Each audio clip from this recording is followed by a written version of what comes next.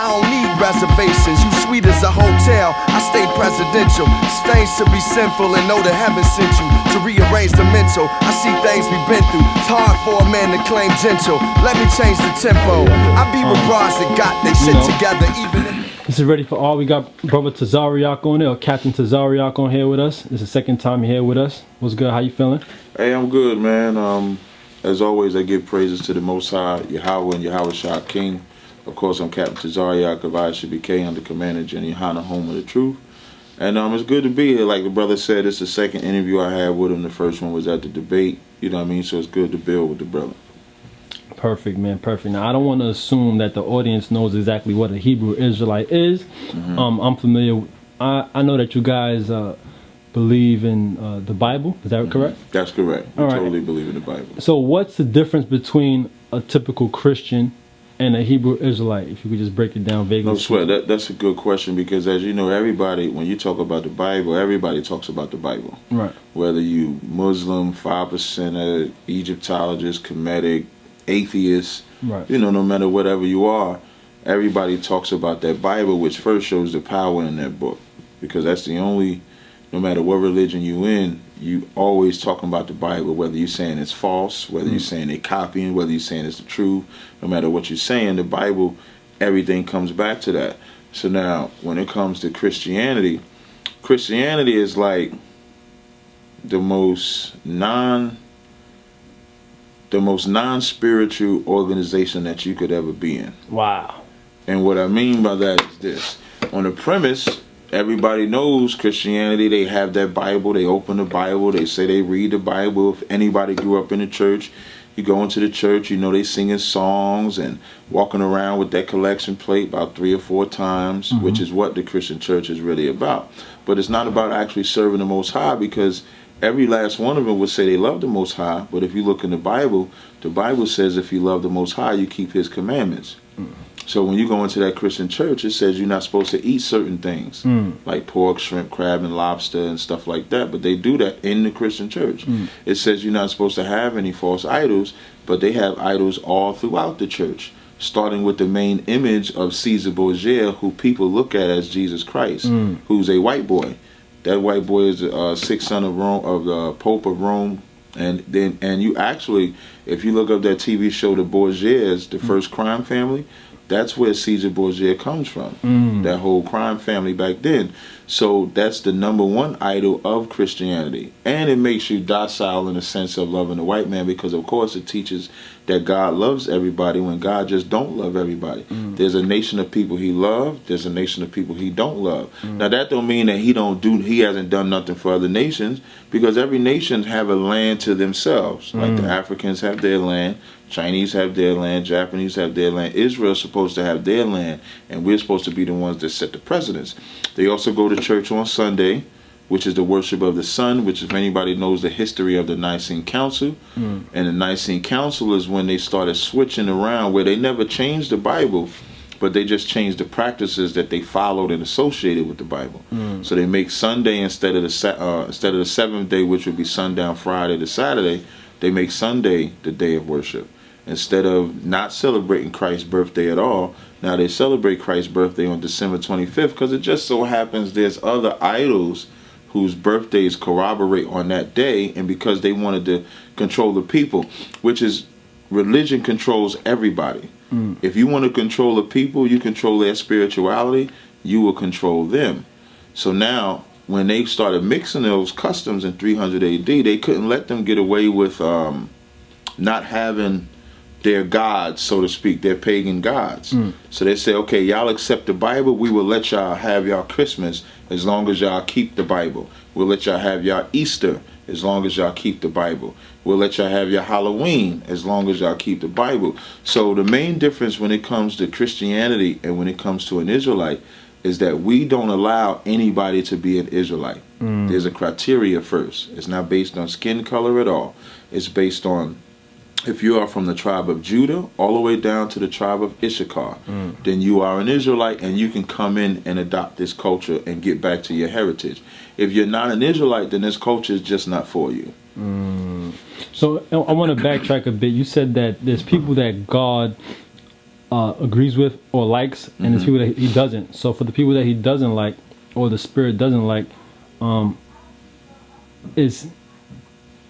would he still be, or would God still be their God, or do they have a different God that they should be following under? No sweat. The scriptures say that every knee shall bow to the Most High.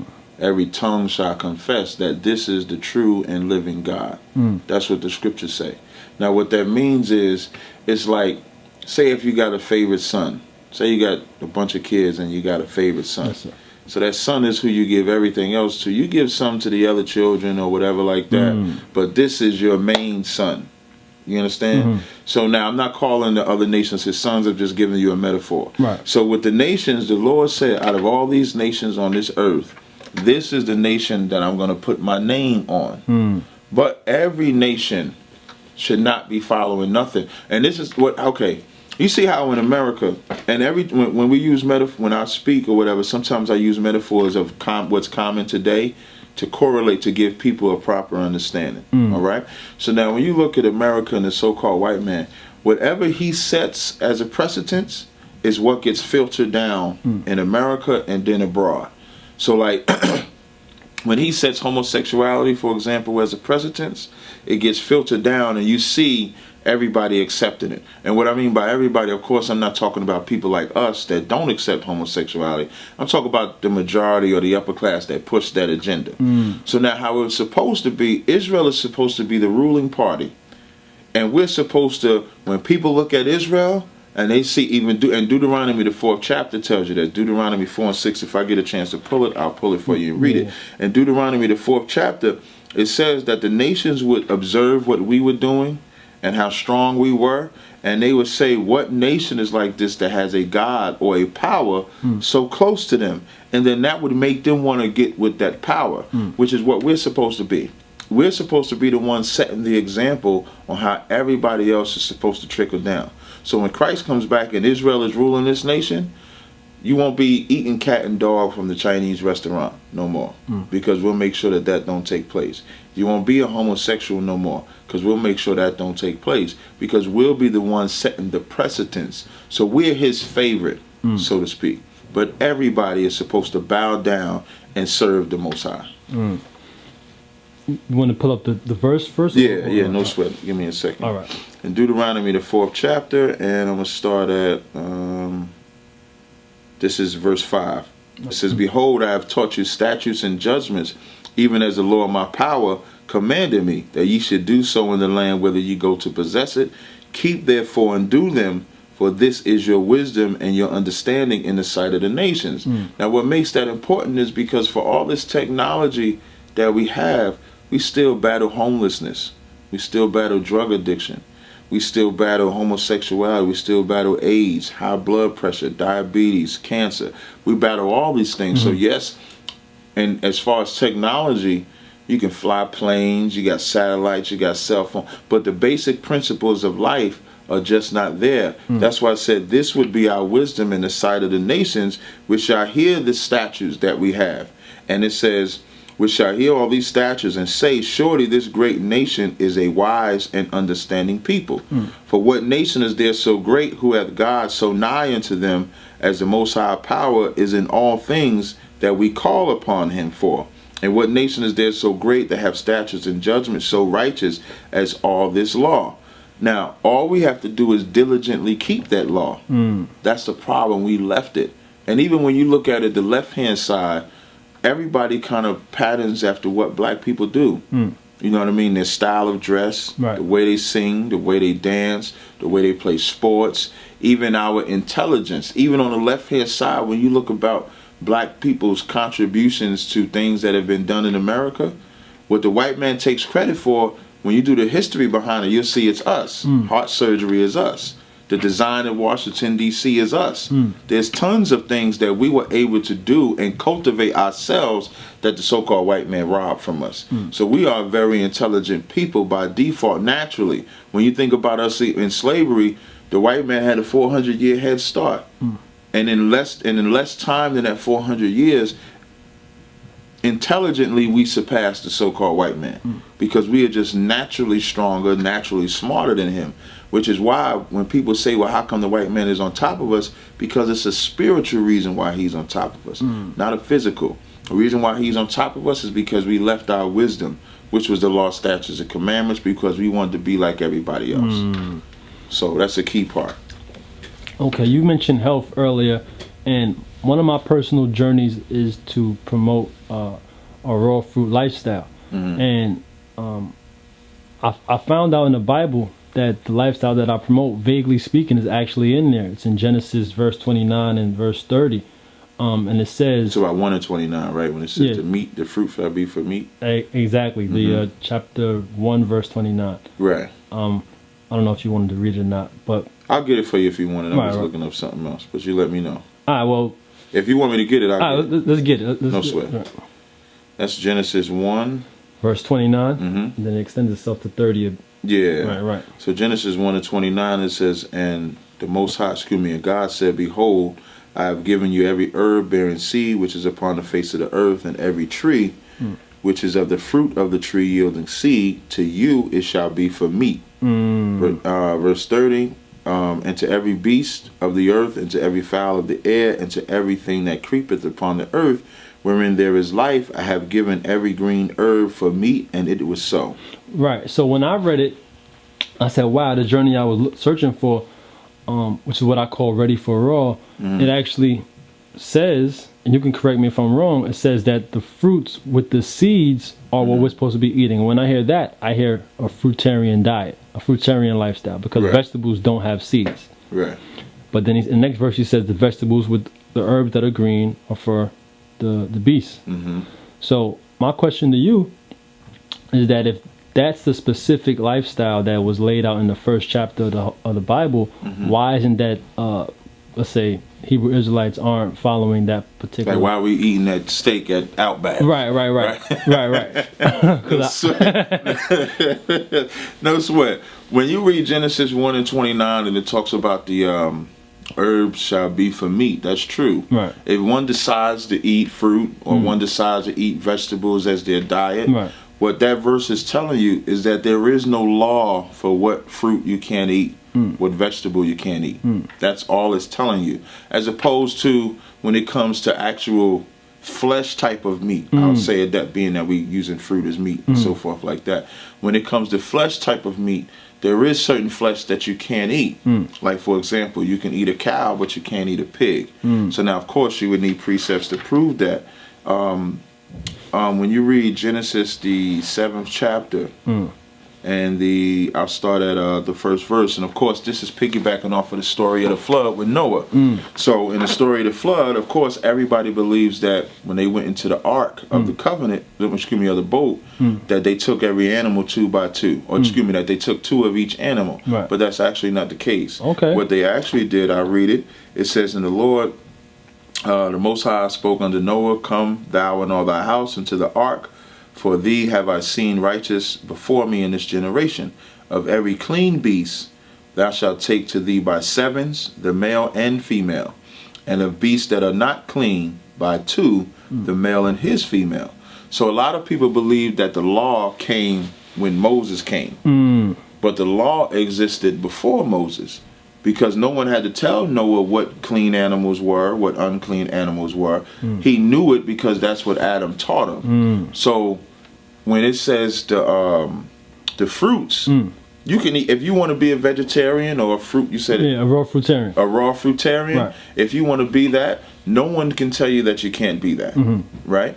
Now, if you want to be a meat eater, meaning a physical flesh eater, nobody can tell you that you can't do that either. Both of them are lawful. Now, you can't eat that pig, though. You can't eat that crab. You can't eat that shrimp. You can't eat anything like that. And I'm going to show you how that's an age-old battle among black people. That like black people fighting over being a vegetarian or being a meat eater, that's not new. Which also shows you that this is us. Because Israelites battled over that back in the day. I'm going to read it for you.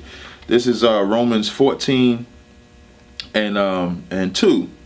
It says, for one believeth that he may eat. I'm going to start at verse 1. It says, him that is weak in the faith receive ye, but not to doubtful disputations, meaning not to unnecessary disputes. Right? Verse 2 says, "For one believeth that he may eat all things, another who is weak eateth herbs." So now that's the battle that's taking place in the city of Rome. You got one cat whose stance is, I can eat whatever I want. Another cat stance is, I only want to eat herbs. That's what we all should eat. And the reason why he's calling him weak, not that he's a weak individual, but weak to think that you're going to live any longer or shorter by what you ingest in your body health lawfully. Now, when I'm talking about eat anything, I'm talking about lawful things. So just like those fruits and vegetables was lawful, that cow was lawful too, according to the Lord. So it's weak to think, and the man that eats flesh, like if I look at you as a vegetarian and I say you weak, I would be wrong too. Because what would be my reasoning for it? That, you know, you ain't going to live longer or you're going to be shorter. That's what a doubtful disputation is. Whereas we should be like, if the Lord says it's okay to eat it, we eat it. If the Lord says it's not okay, then we don't eat it. So that battle there has been going on for a long time. I wonder, well, not that I wonder, I had a conversation with the GOCC faction, Elder Gabar and Awanya Sap. And we spoke about this briefly in our interview. And obviously he's from a different faction of the Hebrew Israelite culture. But he was saying that the reason for the switch of diet was because the I guess the Hebrews became nomadic instead of stationary. And the cow was okay to eat because they ate the grass. They didn't eat another animal. So it was like this were the conditions of the circumstances. And that's how we had to get from what we should be doing, which is the actual fruitarian lifestyle and I guess vegetables. Well, I would just have to see where that's at in the Bible. You know what I mean? Did they pull a verse on that or something like that? I don't know. Well, I don't remember what verse it was, but I'd have to review it, and maybe I'll send you the link once I actually post the video. Yeah, that would be cool to do because I do know. I'm trying to see if I could find it for you. Right. But I'm not sure I don't know if that's something that can be taught. Right. The only reason we was able to eat because once you start changing reasons for laws, now I can say, well, then someone would try to that's what the Christian church do when they try to justify homosexuality or when they try to justify eating pork. Like my mama and them say, well, they just didn't know how to clean the pork back then. Right. They ain't know how to clean the shrimp. Even when I was in the world and like before I came into the truth and I used to eat shrimp. I used to think because they didn't know that you had to take the doo-doo line out. They call it deveining. I used to think because they wasn't deveining the shrimp. I could devein it, so now I can eat it. But you don't want to get caught up in that. It's just like any father that gives laws to his son. If I say don't do this, I'm telling you not to do it because I said so. You know what I mean? So, and that's the reason why we shouldn't do it. So when it comes to the whole meat eating thing, it's just as simple as there was always a law of food that you can eat, food that you couldn't eat. It wasn't never nothing new or we was only eating herbs and stuff like that. That's just not the case. Okay. Now, I don't want this to be a total health discussion, but I have a... No sweat. No sweat. I just want to get perspective on different person's, perspective on it, and I could build on it. Because I would... My perspective is that there are parasites within the meats that we eat that actually bring down the integrity of the person, and we can see the signs in that in regards to certain diseases, whether it be dementia, that'd be somebody who has an extreme parasite overgrowth, somebody who has cancer within their breast. That's just the parasite overgrowth in their breast. But we can actually reverse that if we go back to, I would say, verse 29 and verse 30. It will reverse the ailments of that particular lifestyle. Obviously, all diseases aren't all food because, like we know, it is a spiritual game too. So it's not to separate the two because I think they actually intertwine. But it's been my experience that even with my own say poison and live. No, I'm listening. I'm just trying to find a precept for you. Precept. Okay. It's been my personal experience that I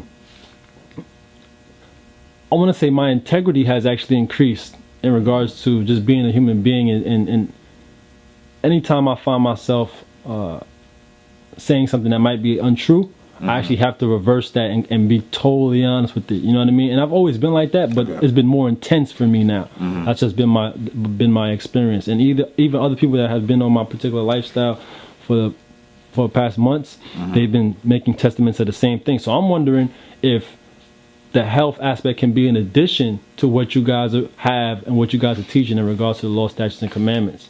Right. Now, in our faith, like I read the scripture, Mark 16 and 18 first, it says, they shall take up serpents, and if they drink any deadly thing, it shall not hurt them. They shall lay hands on the sick, and they shall recover. Meaning, in this time, unless you actually growing it yourself, even fruits and vegetables can be poison. Of course. You know what I mean? So if you're not growing it yourself, it still can poison. You go to the supermarket and buy that apple. You don't know the history of how that apple got there no more than you know the history of the meat that got there. So in our faith, as long as you're eating what's lawful, you'll be fine. Now, let's say if someone finds out, if they go into the doctor or they go to a nutritionist and they find out that for them, they can't eat red meat. Red meat is wrong for them. Then they just shouldn't eat the red meat. Everybody's body is different. So you're not going to be able to, some people can't consume red meat like someone else could consume it. Some people are allergic to fruits or vegetables. Like tomatoes, I can't stand tomatoes. Now, I'm not allergic, I just hate tomatoes. But some people can't eat certain fruits. Some people can't eat certain vegetables that give them an allergic reaction. So these are things that you discover. And if you discover it, then it's fine. Then you replace it. So health wouldn't be, being healthy wouldn't be based solely more on what your diet is as opposed to what's actually good for you. Now, can you find out what's good for you? Like a diabetic, of course, he can't eat high sugars or artificial sugars. Artificial sugars. Like I'm not a diabetic, so I wouldn't know. If you got high cholesterol, there's certain things that you're not going to be able to eat and so forth like that. So there is a way that you can nutritionally benefit. But it don't have to be solely on meat, and it don't have to be solely on vegetable type of meat. It would be either or. It just depends on what fits your body type. Now, again, that don't mean that for a vegetarian, you want to be a vegetarian, be one. The only time you got to eat meat as an Israelite is at the Passover. You have to have lamb, thus saith the Most High. So every year, if you don't want to eat meat for the whole year, but on April 2nd, when y'all come to the Passover, you're going to have to eat some lamb. Speak on the Passover. First of all, what is the Passover? When is it and where is it? No sweat. The Passover is at the Alhambra Ballroom, 2116 Adam Clayton Powell Boulevard. It's the same location that the debate was at that the brothers had. Kemet on trial. Right, it's Kemet on trial, that's correct. It starts at about 6 p.m. Until about 11, 12, something like that. And the Passover is important, especially the time that we're in now, because what the Passover is about is how we were oppressed at that time by the Egyptians, where they inflicted hard bondage on us. They started abortion. They started many things. They started committing atrocities against us. And so what the Lord did was the Lord used Moses, and what made Moses an integral figure and one of the most important heroes of black people is that Moses grew up with what you would call a silver spoon in your mouth, because he grew up under Pharaoh. So he didn't grow up poor like the other Israelites did. He didn't grow up struggling or striving. He didn't work hard bondage. But when he saw the conditions of his people, because a lot of people watch movies and they think Moses didn't know he was an Israelite. But everybody knew Moses was an Israelite. Everybody knew he was the adopted son of Pharaoh, and he grew up in Pharaoh's house. So when he saw his people struggling, he thought it was better to struggle with them than to live deliciously. Unlike your Jesse Jacksons, Farrakhan's, Al Sharpton, and all, and Creflo Dollar, he won a G650 plane and shit like that. Now, what's wrong with a G650 plane for $65 million? What's wrong with that? Listen, ain't nothing wrong with the plane if you yourself can afford it. Right. The problem is when you turn your people into merchandise to get that plane. You know what I mean? You telling your church, and to show you, let me show you how selfish that bastard is. He ain't even saying, let me get a plane that my church people could get on a plane with me. Like, you know, you can get like one of them regular big planes, sit like 300-400 people on. A commercial plane. Right, get a commercial plane, and everybody, we going to be able to fly to Atlanta together, fly to New York. No, he just wants a plane for him and Taffy. Him and Taffy Dollar, that's all he wanted the plane for. Which to show you how much of a selfish bastard he is. So now, unlike a cat like that, Moses, who had all the wealth and glory of Egypt, or the glory of the pharaohs, he said that wasn't what he wanted to do. And he saw an Egyptian beating on his brother, and then he killed the Egyptian. And then here's the problem with black people too. So he kills the Egyptian, and he thought he did it on the low. He ain't think nobody saw him. And then the next day, he see two brothers fighting now. Now, he go to break them up, and he say, listen, man, what's the issue? Why can't we work it out? And they say, you gonna kill us like you killed that Egyptian? To show you just how niggas is. Like, niggas don't even realize when they have a hero in their presence. Like, even when you look at the Israelite School of UPK under Commander Jenny Hanna, Commander Jenny Hanna would be that hero that black people don't realize is the hero here now. And I'm only using the word hero because that's what we're talking about. I'm not super glorifying him like that, but just recognizing his position as the leader of black people today, which he is. Because this man for 30 years has only been in one truth. You understand what I mean? Like, when I say about one truth, anybody else that came up out of One West, when you ask them about their history, they're going to say, well, I started in ISUPK and then I went here. Or I started in ISUPK and then I went there.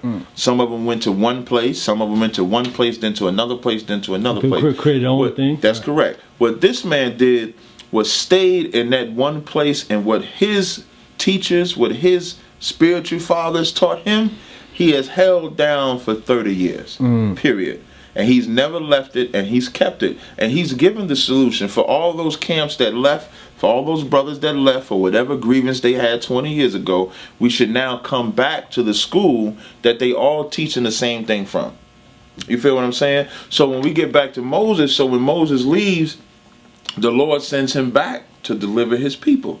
So when he comes back, he just simply, and just dig, and the saddest part about it is that when he came back, he wasn't trying to take Israel out of Egypt.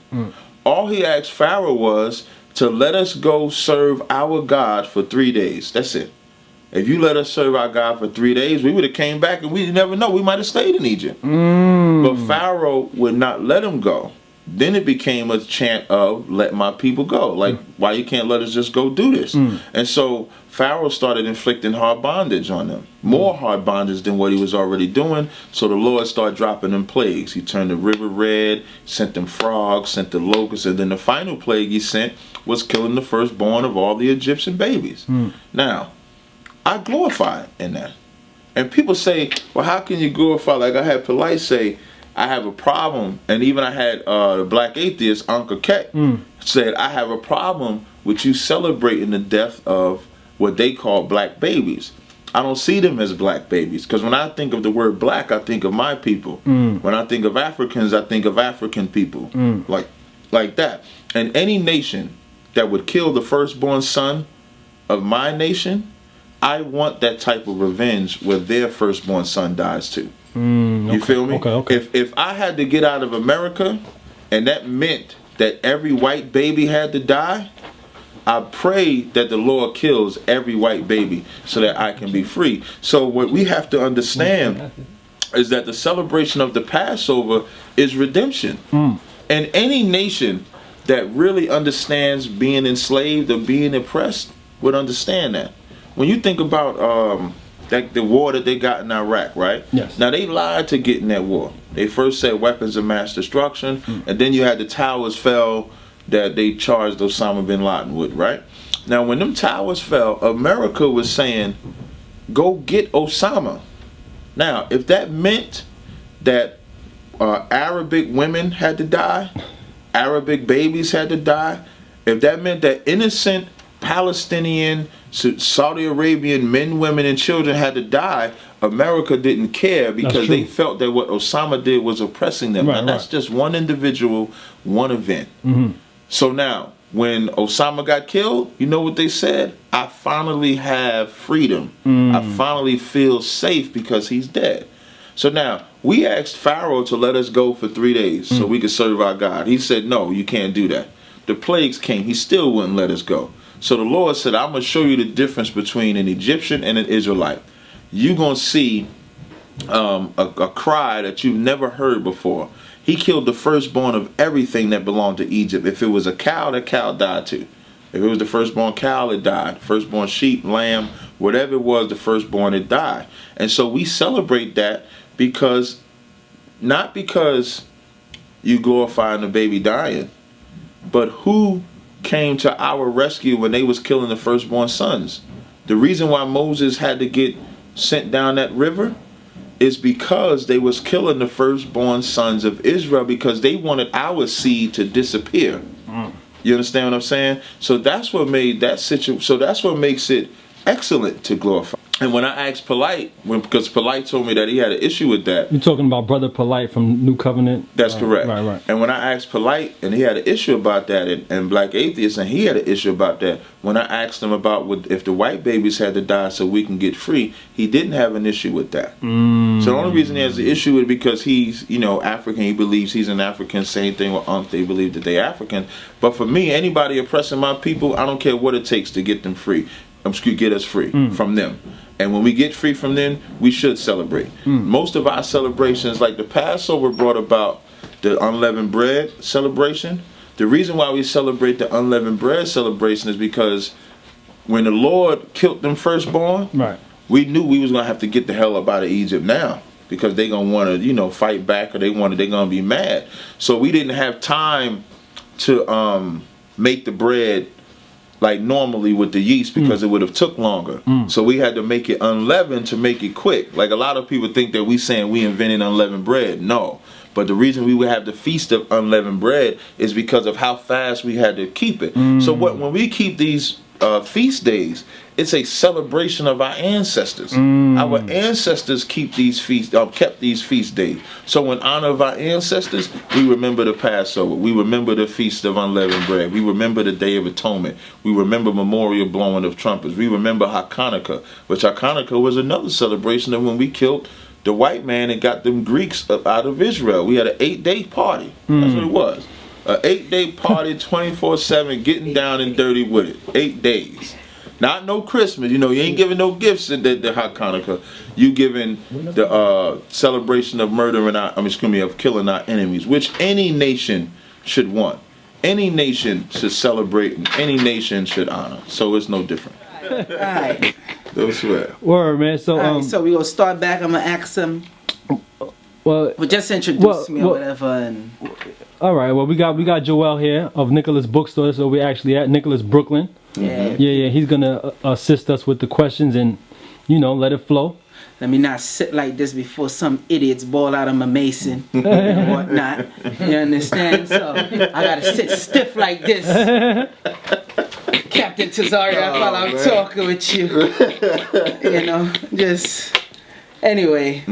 Welcome to Nicholas Bookstore. As you see, we have more than just books. Right. A whole bunch of stuff.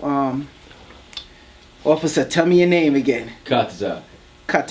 Welcome. Yeah, 570 Fulton. So basically, 570 Fulton Street. You gotta know where's that, man. Come support black business. I heard you talking, dealing with the holiday. Right. Now, there's a lot of controversy going around now about Easter. Right. Could you explain Easter? Where is it in the Bible? Okay. And what makes that important holiday dealing with the Hebrews? Because some people think that it's not. They think it's more of a Christianity type. Right. And again, the stain that stigma or stigma that Christianity has put on the Bible is one of the reasons it makes the Israelites' job so hard. You know what I mean? To teach this truth out here, because every time we come out or we deal with people, the first thing they say is that's a white man's book, or just you're a Christian, or you this or that, and then we got to dispel all the rumors. One of them being Easter. Now, the first thing I say is anybody believe that rabbits lay eggs, you should have your head examined first. And if you believe that rabbits laying eggs is in the Bible, it shows you just don't read the Bible at all. You know what I mean? So what I first say, Easter is the same as the Passover. It's the same exact celebration. In the New Testament, which I'm going to read for you, this is in the Zondervan Bible Dictionary, definition of the word Easter that I'm going to read. I'm sorry, the Zondervan? Zondervan, what? It's a Bible dictionary. That's not the Zondervan. Which book is it? That's a New Testament dictionary. I'm sorry, this is a New Testament dictionary of the word Easter, because the word Easter is in the Bible. It's in Acts the 12th chapter in the 4th verse.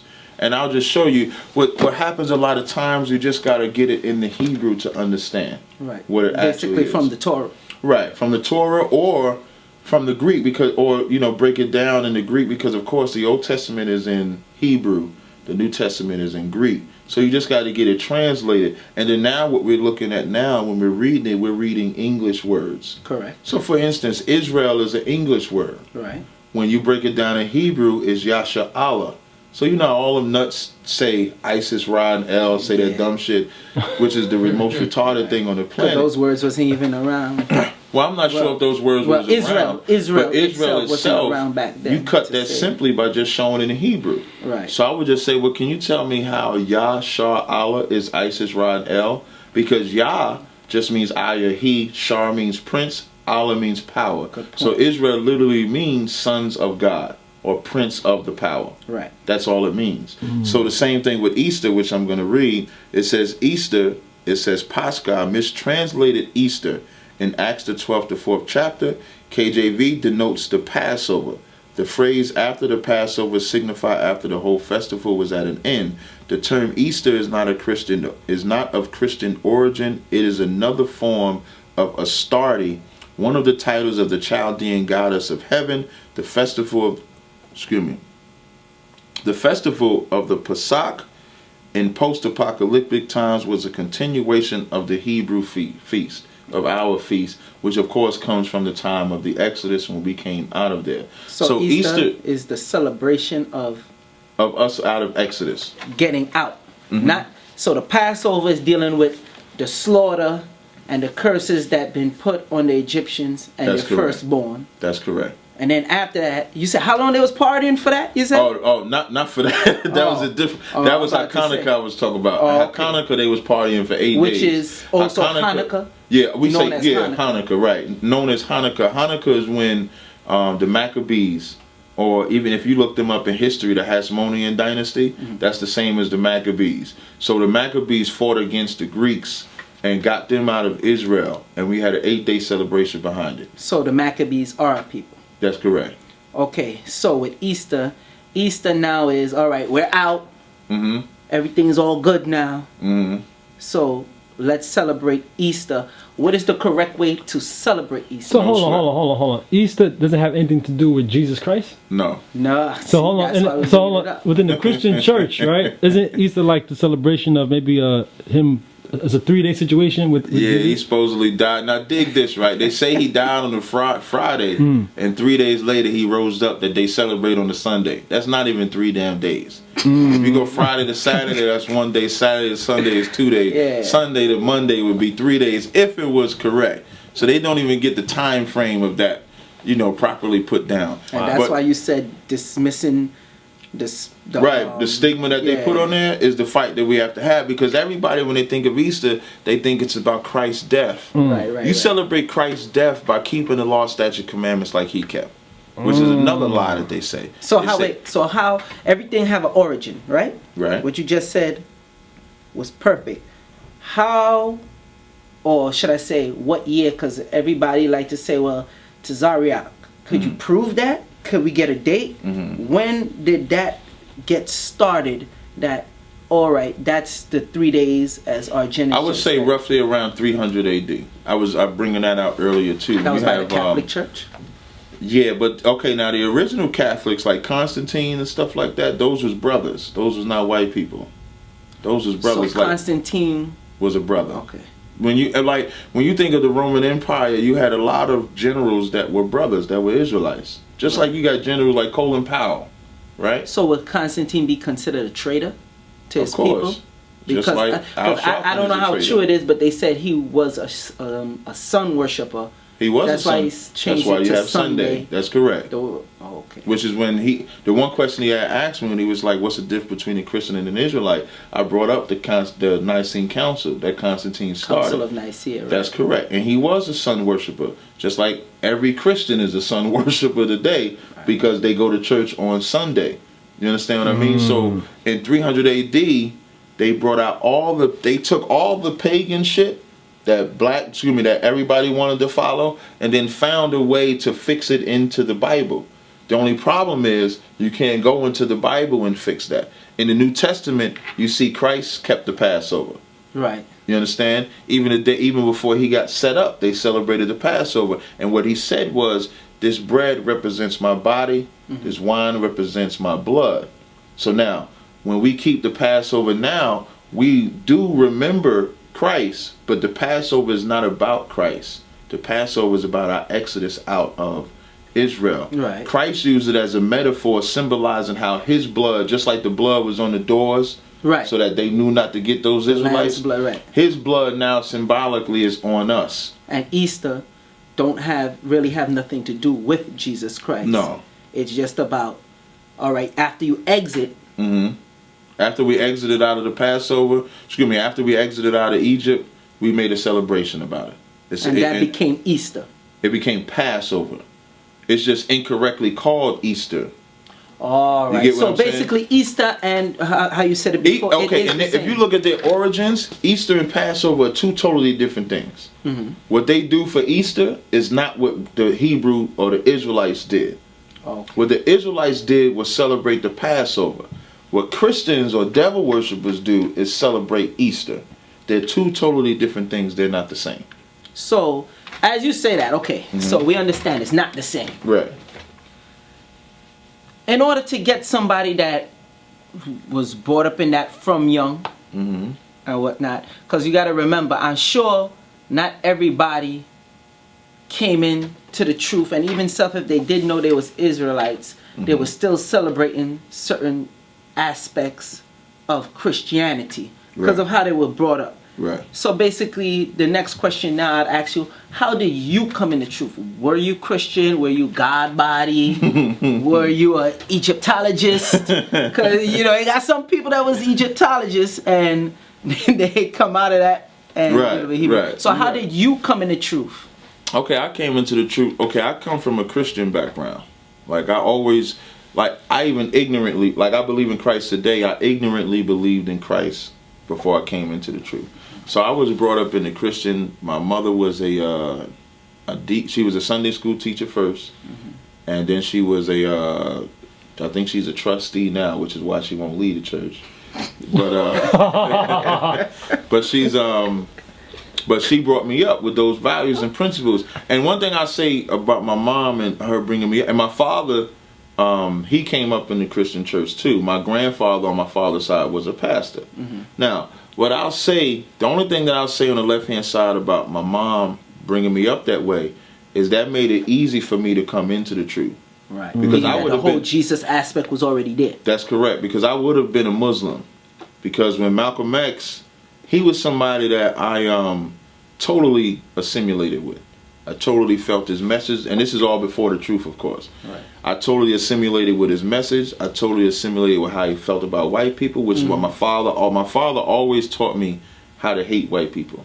Always. Without even having the truth. He embedded that in my brain. You know what I mean? Because he coming up in the 70s, and anybody coming up in the 70s, you know, that's when the white man started transitioning that dope, that heroin, when brothers was fighting in the wars, they was coming home to nothing. That was my father. You know what I mean? So he bred that in me. You know what I'm saying? So I without my mom at least giving me that, and my father giving me that, I would probably be a Muslim. Real talk.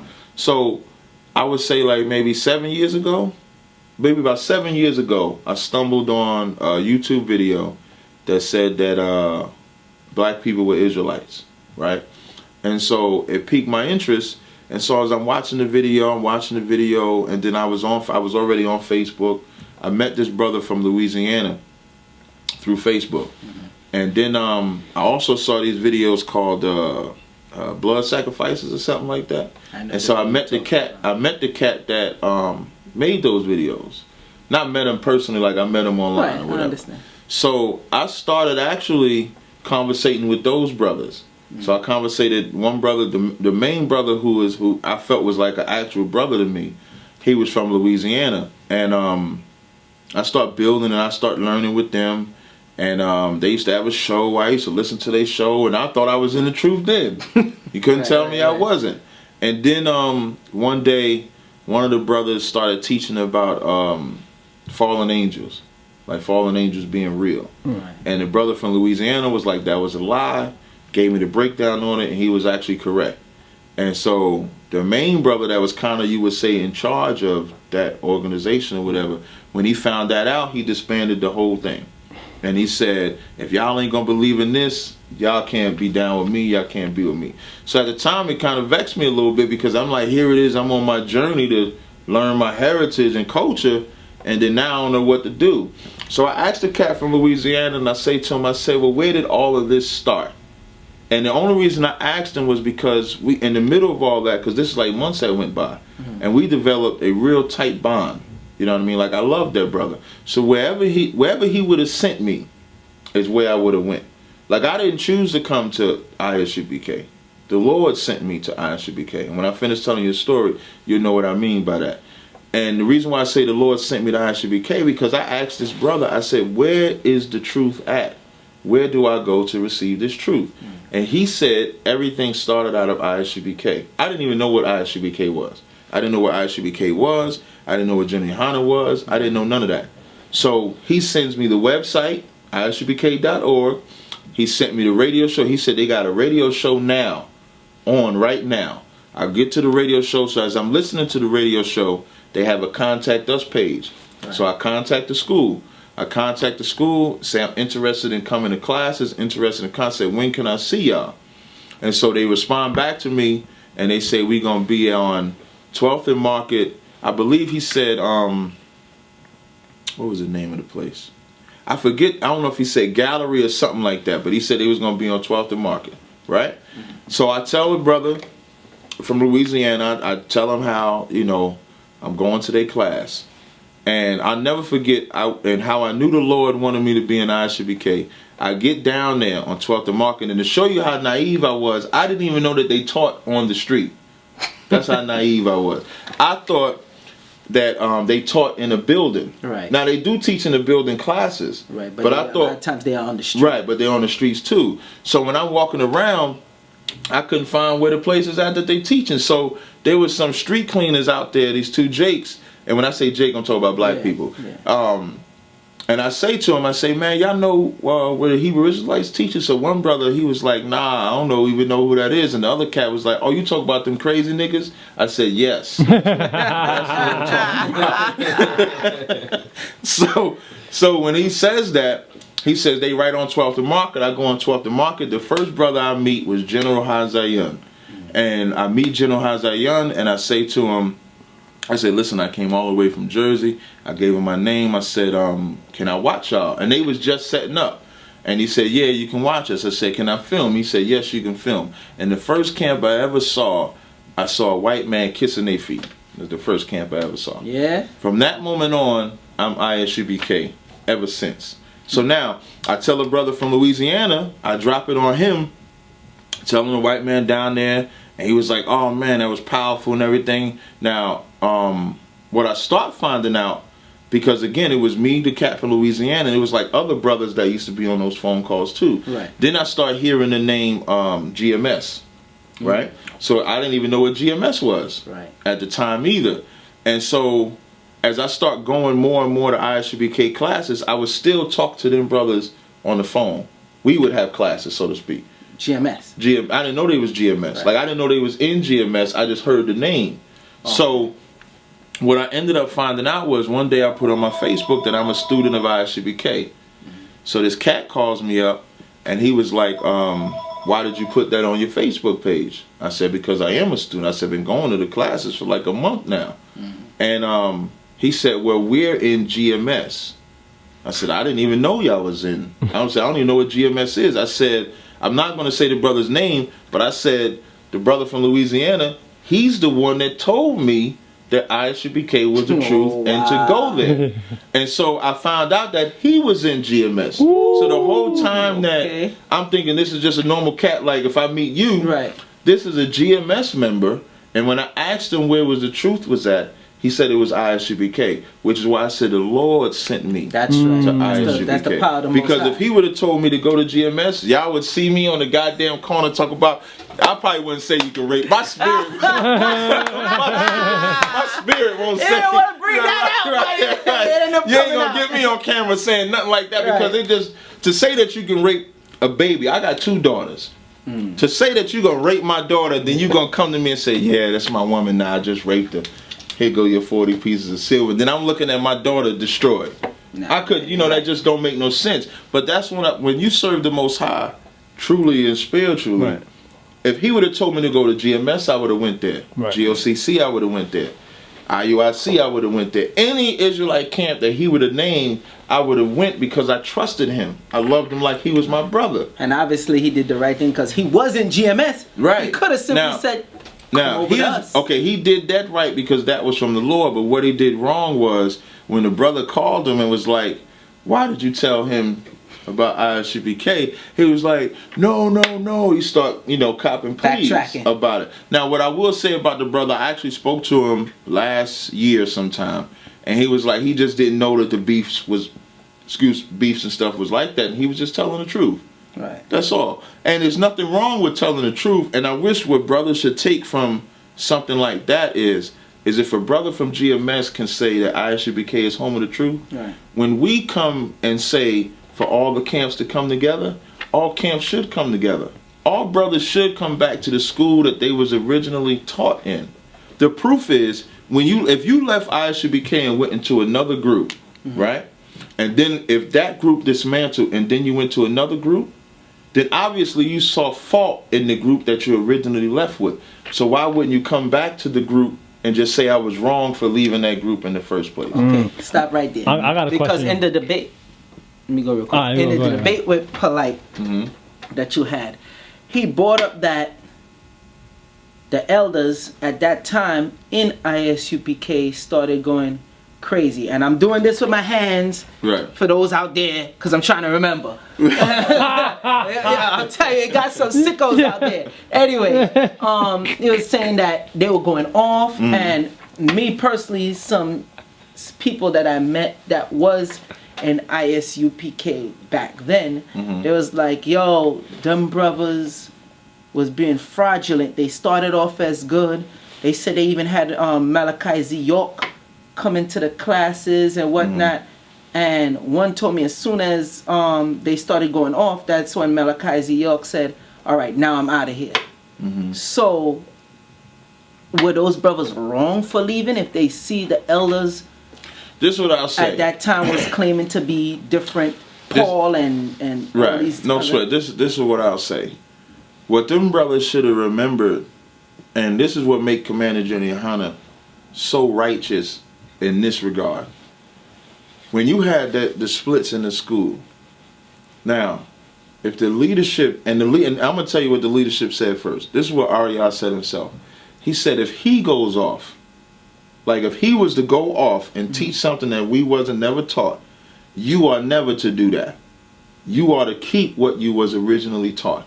Now that's what a leader would do, because at some point, especially as you get up in age, now remember these elders are getting up there in age. You know what I'm saying? So that's why they're saying that. They're saying that so that you keep them on track. You know what I mean? So when you see them go off, you don't join them in going off. You say, sir, we never taught that. You say, sir, we didn't do that. But is it all right to check them, being that that's not, they are the leader of that group? They could basically say, well, to hell with what you say, it's what I say now. Now the scriptures say, the scriptures say, let every man, let the word of God be true and every man be a liar. Now, telling someone that outranks you that they're doing something wrong, depending on how you convey it, it's not a check-in. You understand? Like if you come up to a brother and say, you can't do that like that, the way you coming at him, he's probably going to reject you right off the rip. But if you come to that elder and say, sir, we didn't teach that. Remember, you said if you teach something that was off, to remind you or to not do it. So I'm just honoring what you said. You feel what I'm saying? So when those brothers left the school because, this brother said he was this person or this brother said he was that person, they should have stayed at the school. What ended up happening was... So basically they should have still stayed. Because what they did was, when that first split happened in the 90s, it tore the school in half. Right. You understand what I'm saying? That way, some went that way, some went this way. You know what I'm saying? Those that left actually believed the falseness. So what was General Yohana's position at that time? Was he able to say, hey... Yeah, he would stay. The reason why ISUPK is under Commander General Yohana is because he didn't flinch. What I mean by he didn't flinch was he stuck with the truth, period. So he wasn't rolling with this person saying he's King David. He's not rolling with that. You know what I mean? Got check-ins for it and everything, because he wouldn't do that. Now, what did he get at the end of it? He inherited the, I don't want to use the word crown, but he inherited the leadership role, which, if you know anything about Israel, most leaders of Israel did not want the leadership of Israel. Correct. Moses didn't want the leadership. Even when Jonah went in the goddamn whale and had to get sent back, he didn't want that leadership. Jeremiah didn't want to do it.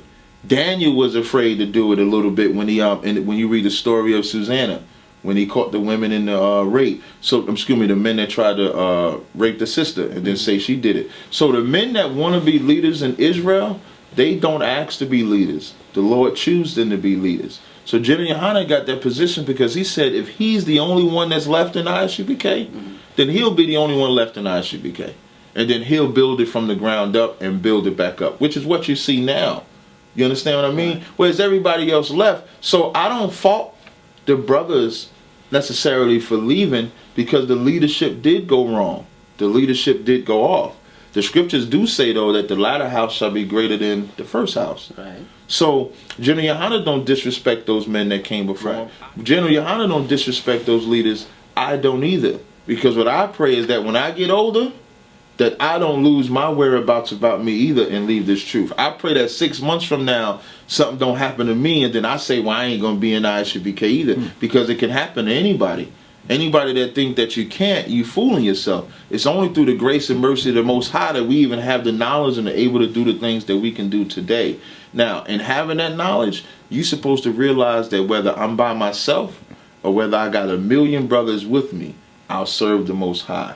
And that's what makes Commander Jenna Yohana that much greater of a being, because what he said is that I'll keep this truth by myself if necessary, or I'll keep it with brothers. And Jenna Yohana had brothers with him too. He had General Hyman, General Mayak, General Shalmar, General Haas. Some other generals. Right, he had brothers with him that stayed. And then they built this thing back up to way, right, they built it back up. No different in the scriptures when Nehemiah, when the kingdom got captured, Nehemiah didn't go back and resurrect a new temple. He resurrected the same temple that existed in Jerusalem. Meaning, just made it better.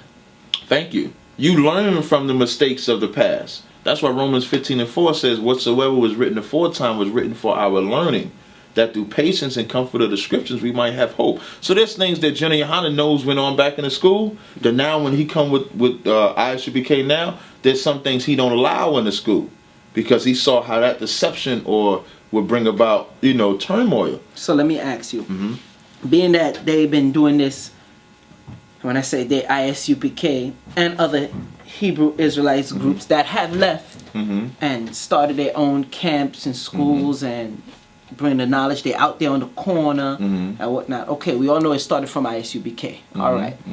Now, what do you say the people that approach you and be like, well, damn, you shouldn't be teaching that. You're out here on the corners teaching and whatnot, but yet they're not on the corners teaching their own doctrine.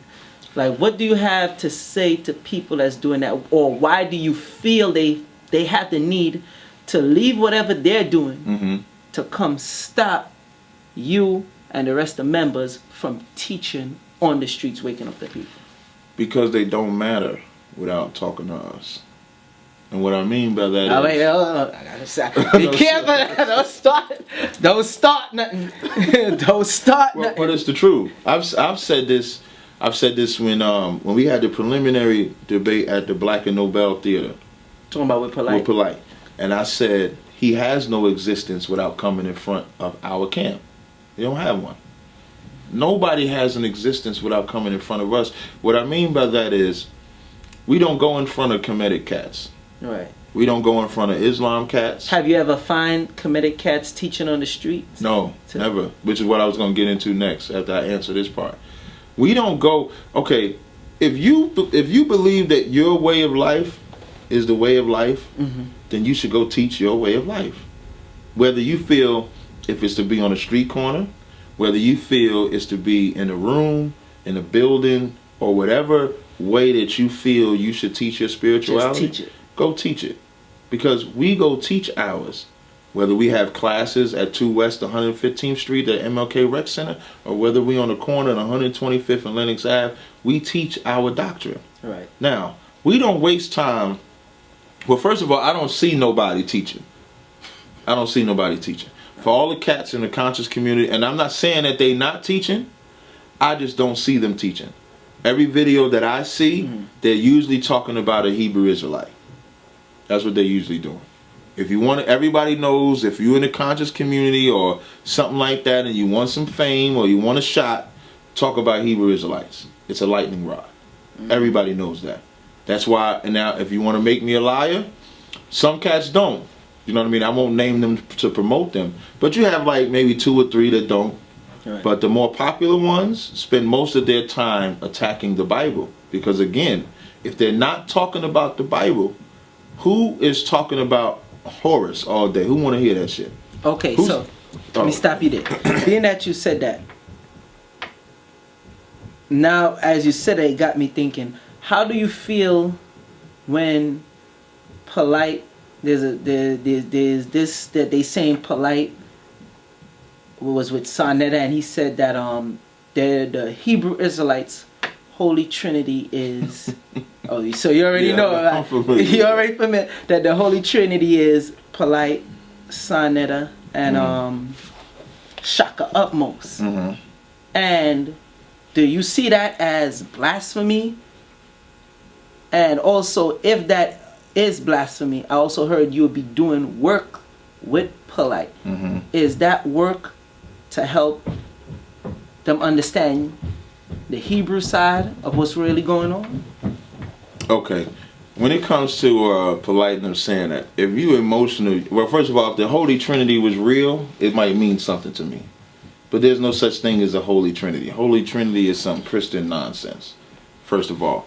And then second of all, I'm not that emotional to care what polite says about somebody else, because he wasn't talking to me, right? But as you say, he's talking to other Hebrew Israelites and they get offended and all that other stuff like that.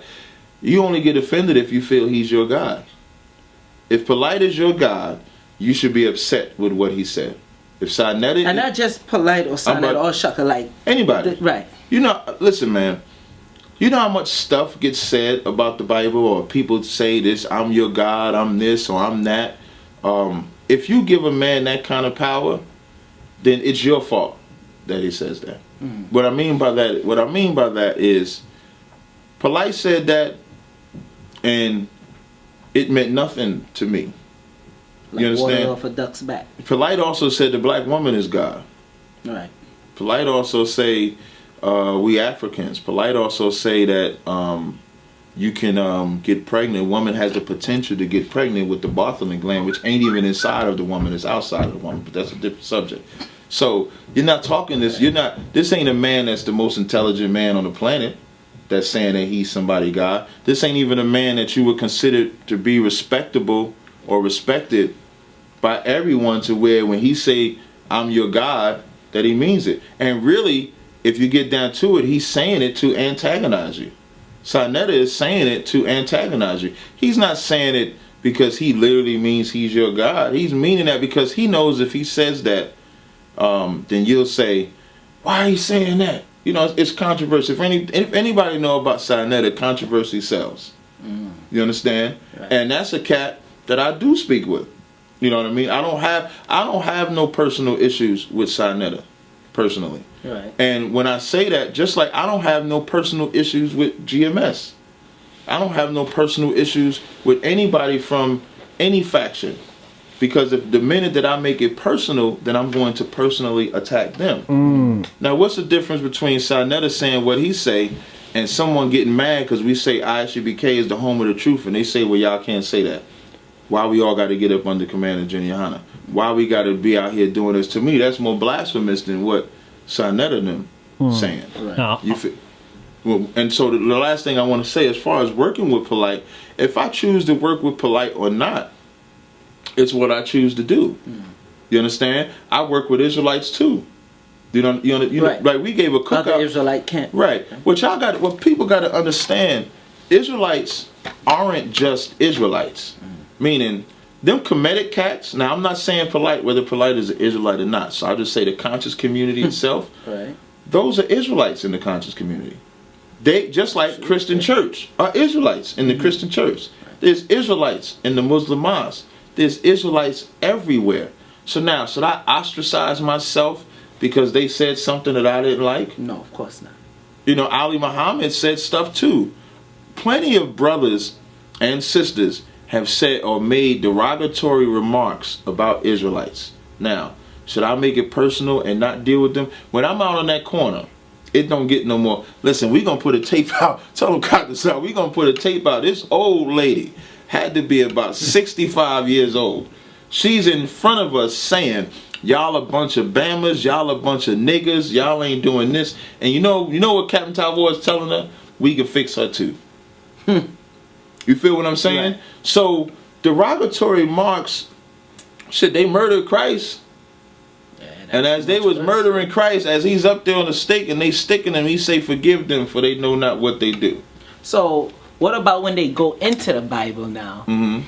Because one of the things that a lot of people feel about the Hebrew Israelites is that y'all believe in miraculous conception of Jesus. Yeah, Right, that's Right, what a lot of people feel. Because once you say Jesus, right, I know, and the Virgin Mary, right, they figure, all right, you believe that this woman was miraculously conceived. What is your take on that? Okay, now this goes back to when I told you the stigma or stain that the Christian church has put on the Bible. Right. Is why we, like the fact that we got to have a breakdown on Christ's birth shows you how much the Christian church destroyed the Bible. When you can easily go to John 1:45 and they say Joseph is the son of, Christ is the son of Joseph. It literally says that. When you read Matthews 1:1, it says these are the generations of Jesus Christ, son of Abraham, son of David. Now, if anybody knows about generations, that means if you got a son, his son has a father, have a great-grandfather, have a great-great, you have a generation. So for Christ to have a generation, he can't be immaculate. And then when you read the rest of Matthews 1:16, that's Joseph's lineage. Joseph's lineage is in Matthews 1 and in Luke the 3rd chapter. Now, I have a stepson. Now, when he go check his lineage out, I'm nowhere in there.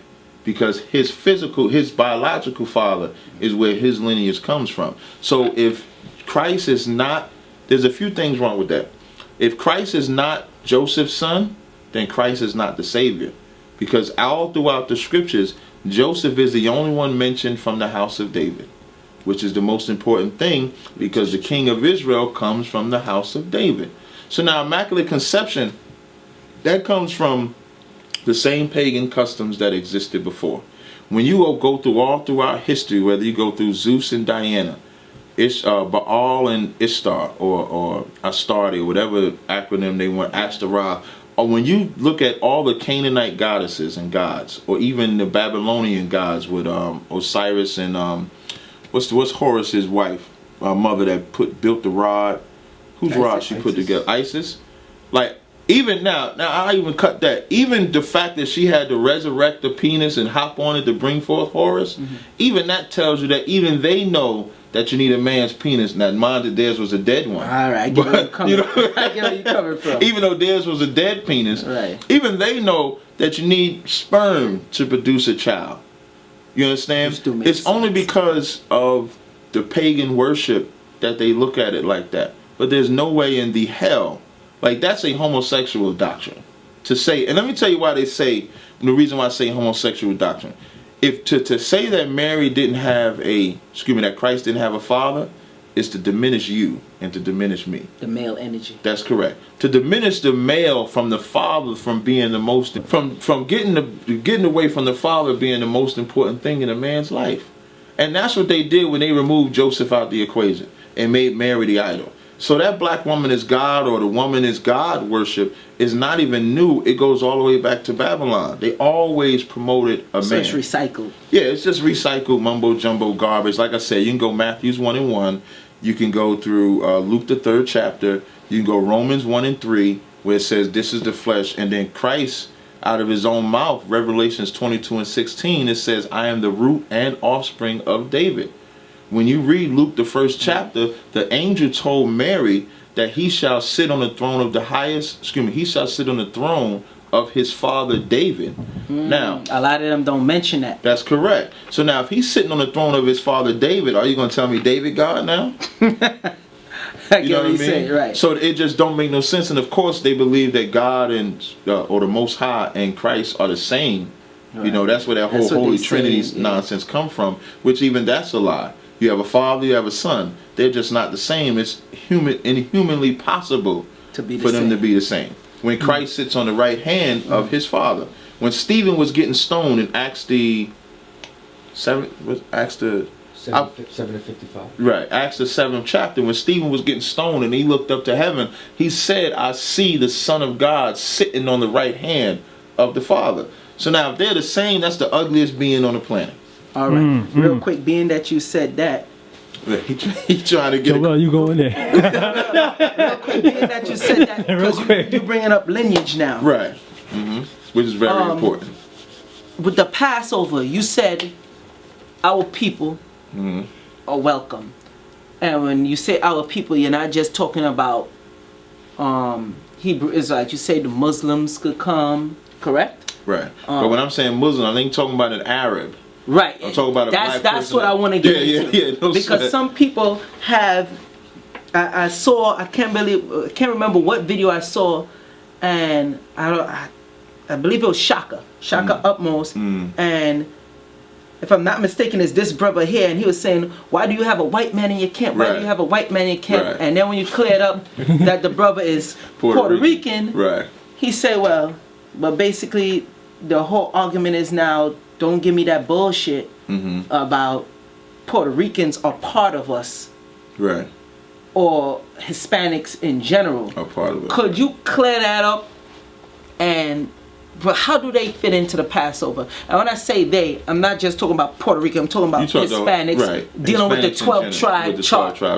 Because there is some confusion there. So some will be like, okay, we dealing with the Passover, but how you gonna have a Puerto Rican come in there? Right. Or how you gonna have a Dominican come in there? Right. Why is that fair? Right. Y'all know Sinette is Dominican.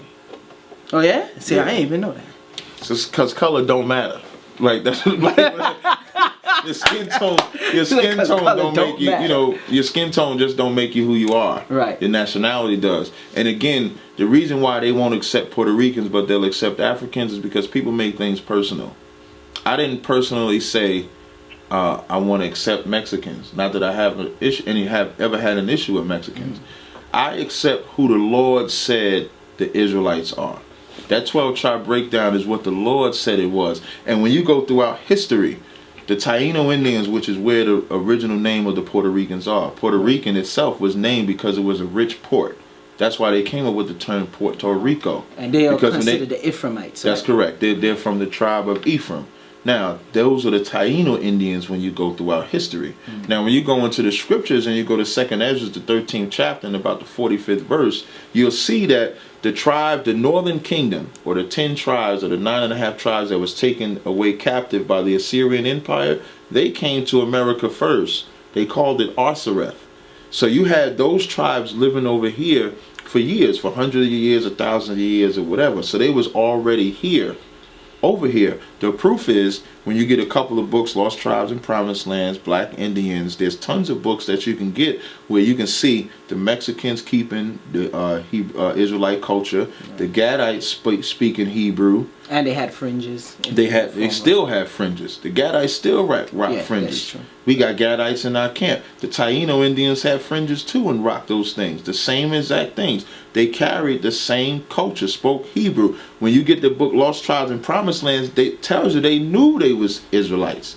And how they said the tribe, I'm from the tribe of Reuben, which were the Seminole Indians. The tribe of Joseph is on an island nearby, which is the Puerto Ricans. They knew exactly who they were. The problem is black people just don't dig enough if it ain't Africa, because we've been called African Americans only in the 80s though by Jesse Jackson. Right. Before that we was just always Negro. But because African is something that we feel is synonymous with us, that's what we try to relate to. But that's a personal thing. Okay. The spiritual answer or the real answer is that brother that's a Puerto Rican sitting right there is more of my brother than an African. So with the Passover now, being that you have and ISUPK have the Passover, and you said people are welcome, our people, right? The ones that's considered in that 12 tribe chart. There's people that will say, well, I want to know what would be your response for people that say, well, when the slaughter of the firstborn happened and whatnot, it has some people that believe that it's alien, so-called extraterrestrial influence, and when you left out of Egypt, that the cloud by day and a light by night, some people will say that's extraterrestrial, and then or alien, and then you have other people that will say that's just spookism, bullshit, and garbage. What is your take on it?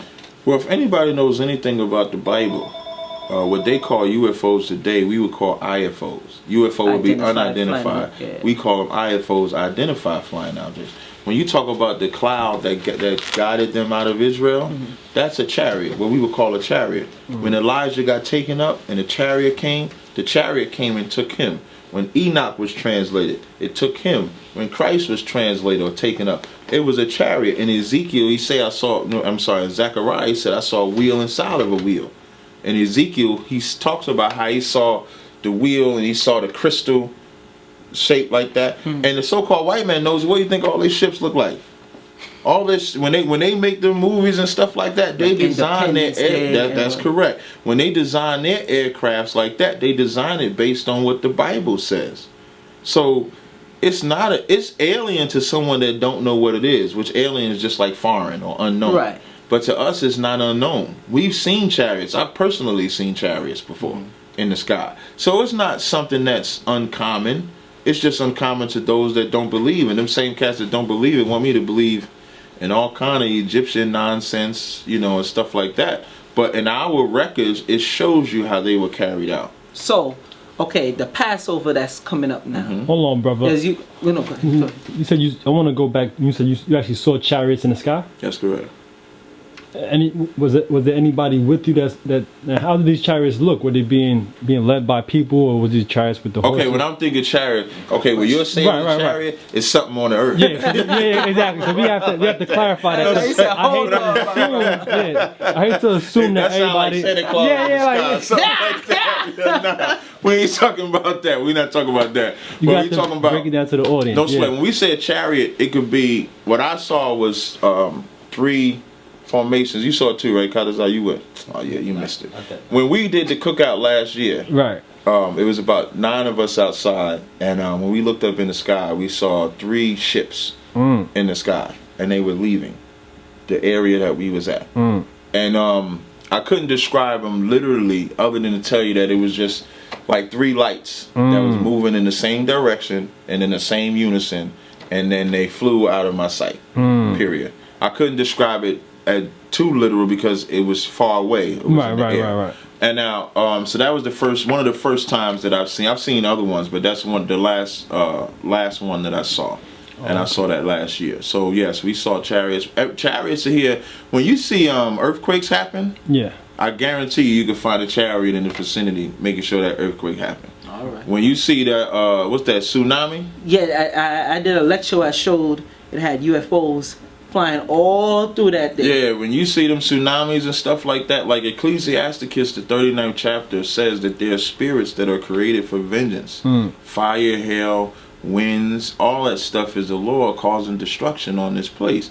So chariots is nothing new to Israelite. Like, it don't surprise us when we hear about it. Now, every so-called chariot or UFO is not a UFO. The white man in his science, he has the ability to make spaceships. Like if you YouTube when they was actually transporting one in DC or Maryland, that you can actually YouTube and you'll see it, and it looked just like, if you saw it in the air, you would think that it was actually, so it was on a flat that don't mean when you go outside and you see this thing moving with lights, it don't make everything a UFO. Some of it is just the white man and his science and capabilities. Alright, we on. Okay. Alright, so yeah, we got Joel. He's really he knows about the culture much more than I do. I try to come from a a more general standpoint, because I know everybody does not know about the Hebrew Israelite culture, and that's where I'm at with it. I don't know it detail. But you had mentioned earlier on about GMS and their views when it comes to women. Now, my question to you would be, one, you say that the ISUPK has the truth, or the true way of life. Right. But from my brief reading of the Bible, it's very polarizing, or it's very like, could be black and white in certain cases. Now, is the issue GMS and how they carry things out, or is the issue ISUPK and the other Hebrew factions that are not carrying out, or at least psychologically putting themselves one with the Bible? As far as women are concerned? As far as, well, from what I see, GMS has they have a pretty bad rap in the Hebrew culture. They're the ones that people look at as like the radicals of the culture. Right. But from my brief readings of the Bible is sort of radical. It isn't like, it's not a liberal type of book. It's a very right. So my question would be, is it that you guys aren't carrying out the Bible the way it needs to be, and you know, GMS should be revered, and maybe you guys are doing the wrong thing? Right. No, that's a good question. And again, when it comes to any group, what they're teaching today is just not what was taught originally. Right. And what happens when you leave an original organization, you have to have a reason for why you left. And when that reason fails, you got to say something was wrong with the organization that you left, and so now we're going to do it this way. When it comes to the Bible, period, and how it's taught, no one does it like ISUPK, period. And so if you take a group like GMS and how I brought up the whole raping thing, rape is just not lawful in the Bible. Oh, okay. When you go into the scriptures, Deuteronomy 28 and 56 or 58, it says the woman who would not even set her foot on the ground for tenderness, right? That don't sound like rape to me. It sounds like when the woman is in her right state, there's nothing like a black or Hispanic woman. Shit, even in the wrong states a lot. You know what I mean? But I'll take a black or Hispanic woman over a heathen any day. Okay. You understand what I mean? So when it comes to the woman in general, the woman really, a woman has a lot of power, especially if she's on the right-hand side. Now, you look at the power of the woman on the left-hand side. Niggas is selling crack, drugs to get that car, to get that woman, to get that house, to get that woman. Wars get started over women. Fights get started over women. There's tons of, now this is all on the left-hand side of things that get started over women. Now, take a righteous sister. You get you a righteous sister, you will go and conquer the earth for that sister. You understand? Because I believe every man loves a woman. We not homosexuals around here. So when you love that woman, you will do things for her, but things have to be done in order, and there's things that she have to do too. You know what I mean? Right. She got to support that husband. There's things that she do that the man don't do. There's things that the man do that she don't do. You understand? So it's really just about having an order. You know what I mean? And a lot of people say, well, y'all be screaming at women. Right? But I never hear nobody say y'all screaming at men, because we scream at brothers too.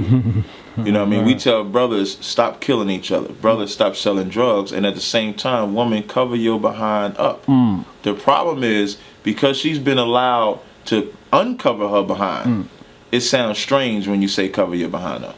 No sweat. Yeah, no sweat. So what I'll finish up with that woman, an Israelite woman, is one of the greatest things that you could have on the earth. But right now, she's just not great. And so now we trying to correct her, just like a black man is the greatest thing on the earth. And together they're powerful. The problem is the black man and black woman is destroyed right now. And so, whenever y'all hear me say black, I'm always talking about all 12 tribes of Israel. And that don't mean that there ain't no Israelites in Africa, because they know I hate Africans, or there ain't no Israelites in Europe or China or anything like that. Like Kobe was born in Italy. You feel what I'm saying? Like they was born in Italy. He could speak Italian and all that. That don't make him not an Israelite. So I would never say there's no Israelites in Africa. So I don't hate the Israelites in Africa, just the Africans. In Africa. No sweat. I just wanted to say that. So like the black man and woman are the greatest beings on the earth. But they're just destroyed because they just don't know who they are. So it's our job to correct them. So it may seem like, you know, they say we demean women and stuff like that, but it's only the women that they care about. Like, they don't even care what we're saying about the brothers. It's just that you can't say this to me.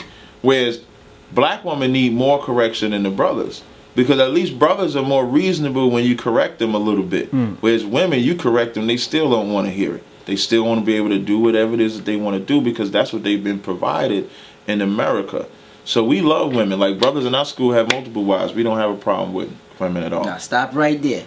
Being that you said that, right? Because one of the things I asked you is like how you got into the truth. So basically, the next follow-up question: how did that really change your life dramatically? Especially coming into the truth and find out you can have more than one woman, and it have dudes that use that as an excuse, because you'll have cats that you don't hear them say nothing about the Bible. Right. As soon as they say, "Yo, brother, like, what you doing?" You know, they be like, "Oh, I can have more than one woman, brother. The Lord says so." But you don't ever talk the Bible except for that. Isn't that a form of whoremongering? It definitely is a form of whoremongering, and why, once again, as I've always been saying, why ISUPK is needed to be the leaders of every black, Hispanic, and Native Indian. Because in ISUPK, you're taught that, first of all, it don't say that you can have more than one woman in the Bible. It don't say that you have to have any woman in the Bible. What it says is, whatever woman you get, whether it's 1 or 20, they cannot belong to another man. And you have to keep that woman for the rest of your life. Meaning, you can't sleep with that woman and then a week later you say, "Nah, I don't want to be with her no more." Then Because now you're turning, right, exactly, and you're turning her into a whore. If you're not willing to be homeless under the goddamn Manhattan Bridge with that woman, then you shouldn't be with that woman. You understand? Like, and that's and not saying that you literally would be in that place, right? But you got to be willing to be in the lowest state, good or for better or for worse. As Thank you. Say. Like, right? If you want to use that, even though that's not in the Bible, but even if you want to use that phrase, right, for better or for worse, because a lot of people when they want to meet a woman or be with a woman or even be with a man, they only think about how good it's going to be. Whether it's the sex that's going to be good, whether it's the money that's going to be good, whether I want to have 5 wives, so I'm going to just have them lined up. And that's ignorant. It's unlearned. If you're not willing to take care of this woman for the rest of your life, give her order. When I say take care, I'm not talking about financially, even though finances come into play. What I mean is giving her instruction, giving her leadership, putting that hedge around her that the Lord said to put around her, then you should not sleep with her. Sleeping with a woman should be the last thing on your mind before fixing that woman, before correcting that woman. In the Israelite school at UPK, when you come into our school, we have rules where a woman and a man is off limits for 6 months. Like when you come into the school, like let's say a brother and sister come into the Christian church, the first day, if they take liking to each other, they're going to start rapping, they're going to have sex, and then they're going to get mad and she's going to find somebody else in the church to sleep with and then turn it into a whorehouse. In our school, you're first there to shed yourself of worldly thought and worldly things.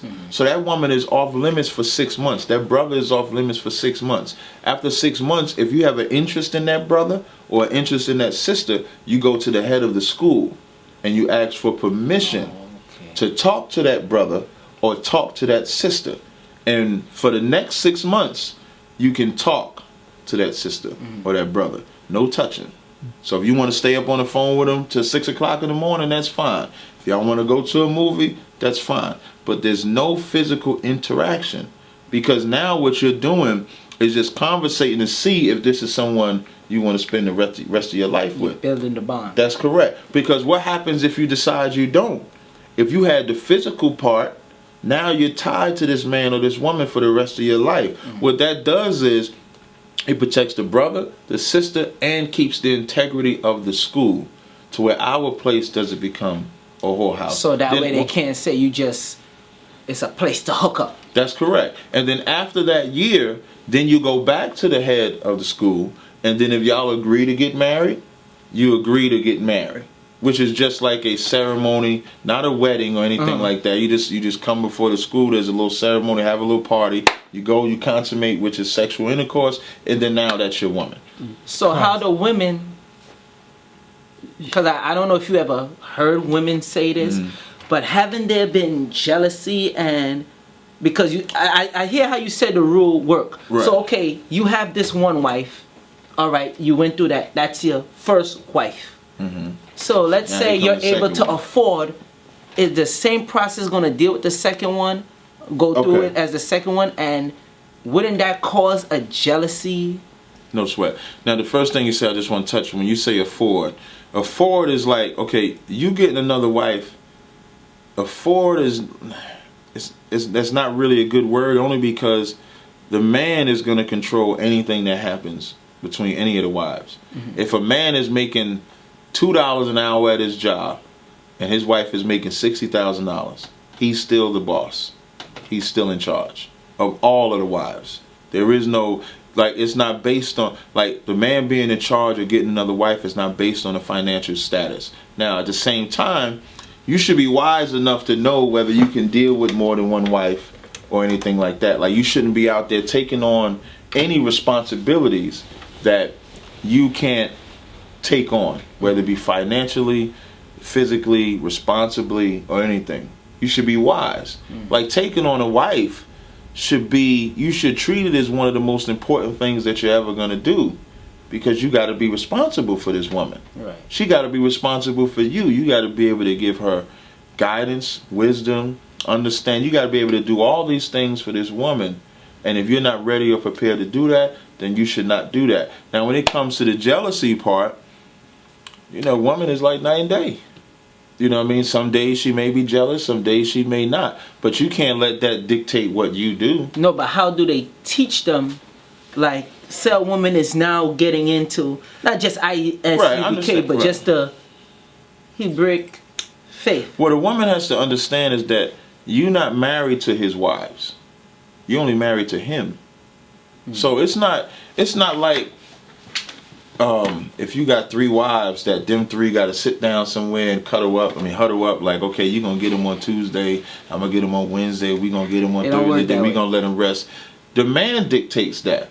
If they always to speak to each other, then they can speak to each other. If they was never to speak to each other, they're never to speak to each other. Because that's not dictated by them. You know, the first wife don't have power over the second or third. Neither do the third have power over them or anything. It ain't no pecking order. Well, I spoke to this one Christian lady before, and I find it so funny. And she was like, some of the stuff she was saying, I was like, don't even make sense. And I haven't read that in no King James. And she was like, well, I deal with the NIV. I was like, okay, that's the problem That's right right. there. What- What's the NIV, brother? The New International Version Oh, of the okay. Bible. Yeah. Where they take verses out and change it up. Yeah. And all that. I Oh, said, okay. so that's the problem right there. I said, but you say you want to live your life the right way. So are you okay with your husband having a next wife? I said, because that's in the Bible. She said, oh, that's Old Testament. Right. I find like when you That look sound to like my throw mother. something at somebody, they quick to ball out, that's Old Testament. Right. That don't apply to new. And then I say, well, ain't you believe in Jesus, right? And they say, yeah. I say, but Jesus said he come to fulfill the old laws. Right. And they just go back, well, that's the Old Testament though. It's like they don't get it. So what would you say for somebody that raise a point like that? Well, all I would ask is, in the Old or New Testament, just show me where it's unlawful for a man to have more than one wife. Now, I can show you where it's lawful for a man to have a wife. I can show you, Christ gave a parable where he said 7 wives were waiting for one husband. 7. The bride, what? Say again? 10 wives. Salaki, Capt, I don't want me to short Christ. 10 So wives. much. 25. I'm gonna read just a little bit of this for you. Like, even when Christ gave a parable, and Christ dropped dozens and tons of parables, he used a parable where he showed how a man had 10 wives waiting for him at the same time. 10. So And that's now, in the Bible. I'm about to read it. Oh yeah. This is Matthew's 20. Hold up. Y'all heard it first. All right? With Argenis. Argenis, J like H. Argenis. I said Argenis. Cool. Argenis. All right? You heard it first on Ready for R. Shout out to R. All right? Go ahead. Hold on. Go ahead, Cap. Hit him with that one. This is Matthew's 25:1. It says, "Then shall the kingdom of heaven," and then it's telling you the kingdom of heaven. It's a lot the water, Cap. The Tazaryach. Then he says, liken it to the kingdom of heaven. It says, "Then shall the kingdom of heaven be likened unto 10 virgins, which took their lamps and went forth to meet their bridegroom," the bridegroom being the husband. So now, if having more than one wife was unlawful in the New Testament now, why would Christ liken the kingdom of heaven to 10 wives meeting, they're getting ready for their husband? It don't make no sense. You understand what I mean? And I ain't ever hear no Christian definitely. No, they're not break gonna bring that out. They're not. So once again, now that don't mean that a brother. You got some brothers that don't want no women. Some brothers that are content with one woman. Some brothers that have more than one woman. Again, it's not a law for you to do it. And I would say to any brother that's thinking to get more than one wife to just use wisdom doing that.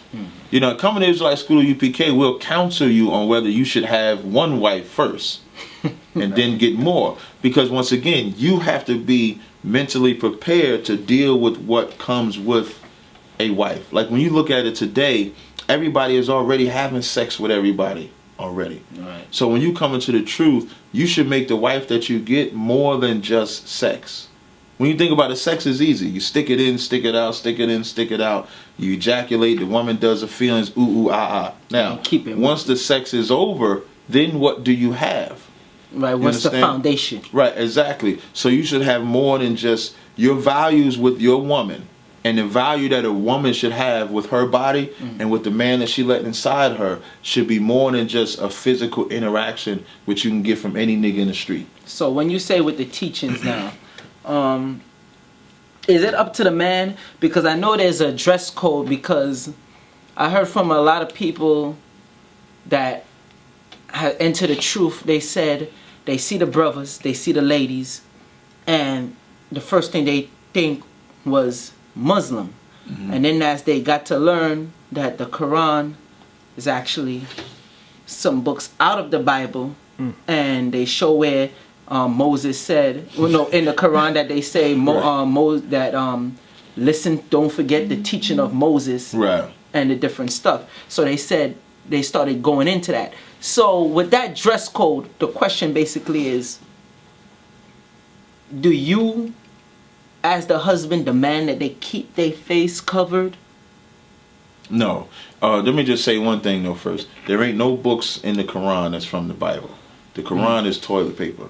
You saying that, you know, it's so funny about you bringing that up. You bringing it up. I have a video coming out with Dr. Ali Muhammad, who was supposed to debate soccer war from your camp. He ran from that. I was just about to ask you what happened, but all right, go ahead. Dr. Ali, so you ran from that. Yeah, he ran from soccer war. All right. Don't edit that out. Listen, no. I'm not editing that out. It was good reason. Soccer war was going to smash him. Because they do say that came from, you know, the Bible. I'm saying that the last lecture that I have coming out, Dr. Ali said that it's actually in reverse. And he dropped some documents. Say what's in reverse, that we get it from the Quran. That the Quran is actually before the Bible, and he actually Argenis, don't start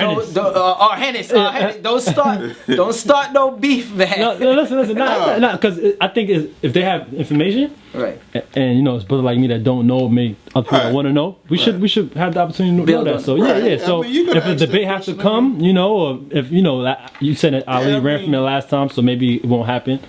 Yeah, I mean, you know, when you want to justify your religion, again, what I said earlier, they have to talk about the Bible. We never have to talk about the toilet paper or the Quran, as y'all call it. We don't have to talk about that. They have to talk about the Bible, because if you can trump the Bible, then your religion or culture is now substantiated. Hold on now, brother. You use the word toilet paper. So, you know, because I know some people go get my ass and got some Muslim that shop at the store. They be like, but why didn't he ask him about that? You know what I'm saying? Okay. He didn't give me a new title. Okay. Why would you say it's toilet paper? Because some people, to be fair, some people say it helped in other their, brothers in their get journey off. and things Yeah, like No that. sweat. And let me say it like this. I would call the Book of the Dead toilet paper too. Oh, You know what I mean? And this is what I mean by that. And like you said, some brothers gonna say, well, Islam helped me do this. I could say the same thing for Christianity. Remember when I said when I came into the truth, Yeah, you did. having Christ in my life kept me from being a Muslim. right. Right. You know what I mean? But it's not gonna help. Okay, look, those are all like individual testimonies. You know what I mean? But we're not individuals. We're a nation of people. Oh, And as a nation of people, Islam has not helped black people. When you think about the origin of Islam in America, it's so much drug dealing that was done. You understand? So much murder that was done. So many hits put out on people. A hit was put out on Malcolm. You know what I mean? It was Muslims that killed Malcolm. It wasn't a white man. It was Muslims that killed Malcolm. You feel what I'm saying? And the Farrakhan had a hand in that. He admitted it. You understand? Right, yes. So now, when you take stuff like that, that's what make the Quran toilet paper. When I'm disrespecting the Quran, I'm never talking about my black people that are Muslims. Whenever I'm dissing the Christianity, I'm never talking about my black people Just that the are doctrine Christians. itself. Just that doctrine itself destroys our people. So do you Like, feel they copied? who, Islam? Yeah, being that the women are Islam tried to dressed up pattern like that. themselves as close as they can to the Bible but when you do the history on Islam and Muhammad, them Arabs was following about 360 gods, Right. right? And then when Muhammad saw the Jews and how we had one God, he liked that.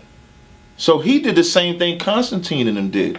He kept certain aspects of the paganism that the Muslims was following, one of them being that Kaaba stone that you got to circle 7 times, bow your head down to. They kissed the rock. We got Arabs on footage saying they kissed the rock. You know how they get the little black thing on their head? That's from bowing down because that's a rock in the middle of that. That's I why they always call wonder it. how they had. You see, you cleared it up today. That's why they call it the Kaaba stone. The Bible say don't circle a rock. The Bible call it a dumb stone first of all. And so why would we worship a rock or a stone? You understand? Right. So Islam may keep principles, but really they just copy from the Bible too. You ask Khalid Muhammad, you know, he's gone, you know what I mean? But when Khalid Muhammad was alive, he said the Bible is the blueprint for our salvation. That's what Khalid Muhammad said. One of the most militant Muslims I heard that's on the on planet. tape. It is on tape. It's on a YouTube clip. I have the clip. When he talked about Christ, he called Christ the revolutionary, the redeemer, the savior, the master. That's what he's recorded Really? as saying. Because Malcolm I don't hear a lot of these. I course haven't heard Muslims- Sanetta listen. or the people in the conscious. Well, I'm not glad- just the you know what, Muslims, I'm the glad you conscious said that. community say that because the conscious community more than from people coming in the shops in Harlem Right. and the one here in Brooklyn. Like I say, they speak. You more hear the conscious community revere Khalid Muhammad. Right, but they don't and I say don't that. ever hear them Yeah. say that part. Yeah, And I'm I gonna hear tell them you- banging on the Hebrew Israelites that you Right. said, but they don't ever say that. Because and it's fun. It's good that you said that because in about maybe June or July, ISUPK will be doing a lecture on the real conscious community. And what I mean when I say the real conscious community, Sanetta told me one time, because he tried to say I was conscious, right? And I said, no, I ain't no damn conscious. So then he gave me the definition of what he said conscious was. He said conscious just meant you was aware of who you were, right? Okay. So now with that said, the real conscious community, when you think of black people, prominent ones, you think of Harriet Tubman, right? When she was freeing the slaves. Right. They called her Moses. They didn't call her Hatshepsut or whatever Egypt name you want to call it. They ain't call her Nefertiti. They ain't call her Cleopatra. They didn't call her nothing from Egypt. When Nat Turner read that Bible, he went about killing crackers to get free. When Marcus Garvey read the Bible, he said we're going to get delivered out of America like the children of Israel got out of Egypt. Right? He didn't talk about being an Egyptologist. He didn't talk about none of that. Now, he did want to go back to Africa, but when he was going to get free, he utilized the Bible. Malcolm X said that we was the valley of dry bones. You know what valley of dry bones is at? Ezekiel, 37th chapter. He reverenced the Bible. It's only now with these new quasi niggas that talking about against the Bible, but they're actually disrespecting the conscious men and women that came before them. Because they talk about those people a lot. They talk about them, talk about but they that never. aspect, like you got a lot of people that call themselves Garveyites, right? And if you call yourself a Garveyite and you disrespect the Bible, then you're disrespecting Marcus Garvey. Dr. Ben himself said that before you can speak against the Bible, you got to give a better spiritual alternative. That's Dr. Ben that said that. You know what I'm saying? I know he just passed away, and I'm not talking nothing bad about him. Right. I'm just stating what he said. Now, he said to give a better spiritual alternative. They're talking about the Bible, but they're not giving a spiritual alternative to our people. Because when I've questioned them, on Gab, for example, the guy that they say masturbated creation, he's a god, right? None of them are going to put that idol in their house. None of them are going to teach their sons that it's okay to point a penis at your mouth to emulate Gab. So why do you feel, being that they notice or they don't know that aspect of these people that you just mentioned was dealing with on the Hebrew lines of faith? Why do you feel, if you would say, the rebelliousness of them not bringing that out? Do they know? Do they not know? It's intentional. I want to add on what you're talking about, because it seems like, would you agree or would you say that the current state of the conscious community is actually a bunch of disgruntled Christians? I wouldn't say disgruntled Christians, but just a bunch of unlearned men, right? And what I mean by that is, okay, some of them are in it for fame, if we was to keep it 100, right? And this is Hebrew Israelites and Kemetic community, right? So they're not sincere in their work. And you have to be sincere in this work, right? I'll use myself just in this one instance. I did the debate with Polite, and everybody thought that I did it for fame. I have not done another debate since, even though I've been asked. I've been asked to be at Sinetta's house for 2 years now. I ain't been there yet because I don't do this work for fame. The Lord can remove me anytime he wants and put anybody else in this seat. Put anybody else on the street corners. Right. Put anybody else wherever he chooses to put them.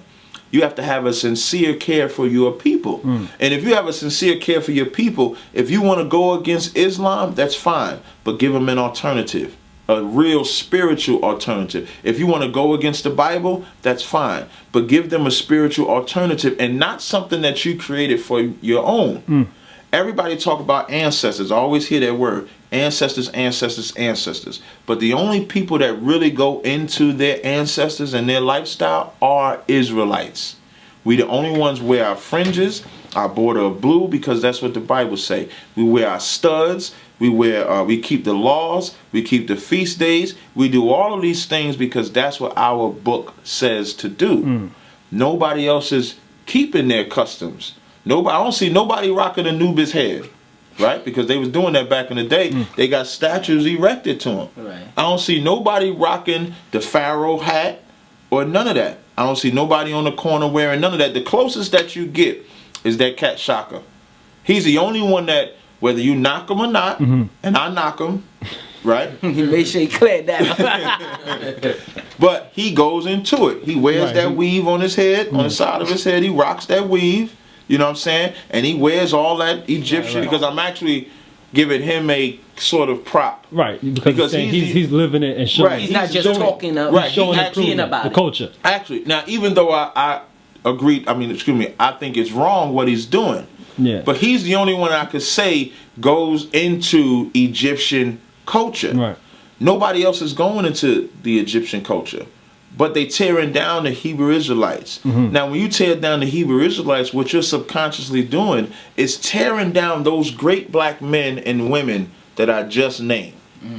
Like Harriet Tubman, if she was alive today, she would be disgraced at them dissing the Bible. Marcus Garvey would be disgraced at them dissing the Bible, because Marcus Garvey used that. I mean, he took tons of people out of America. He took tons of people, brought them over to Sierra Leone and all of that area over there. Harriet Tubman freed tons of slaves out of there. Hold on, just got a thought. Don't say no more. What's what?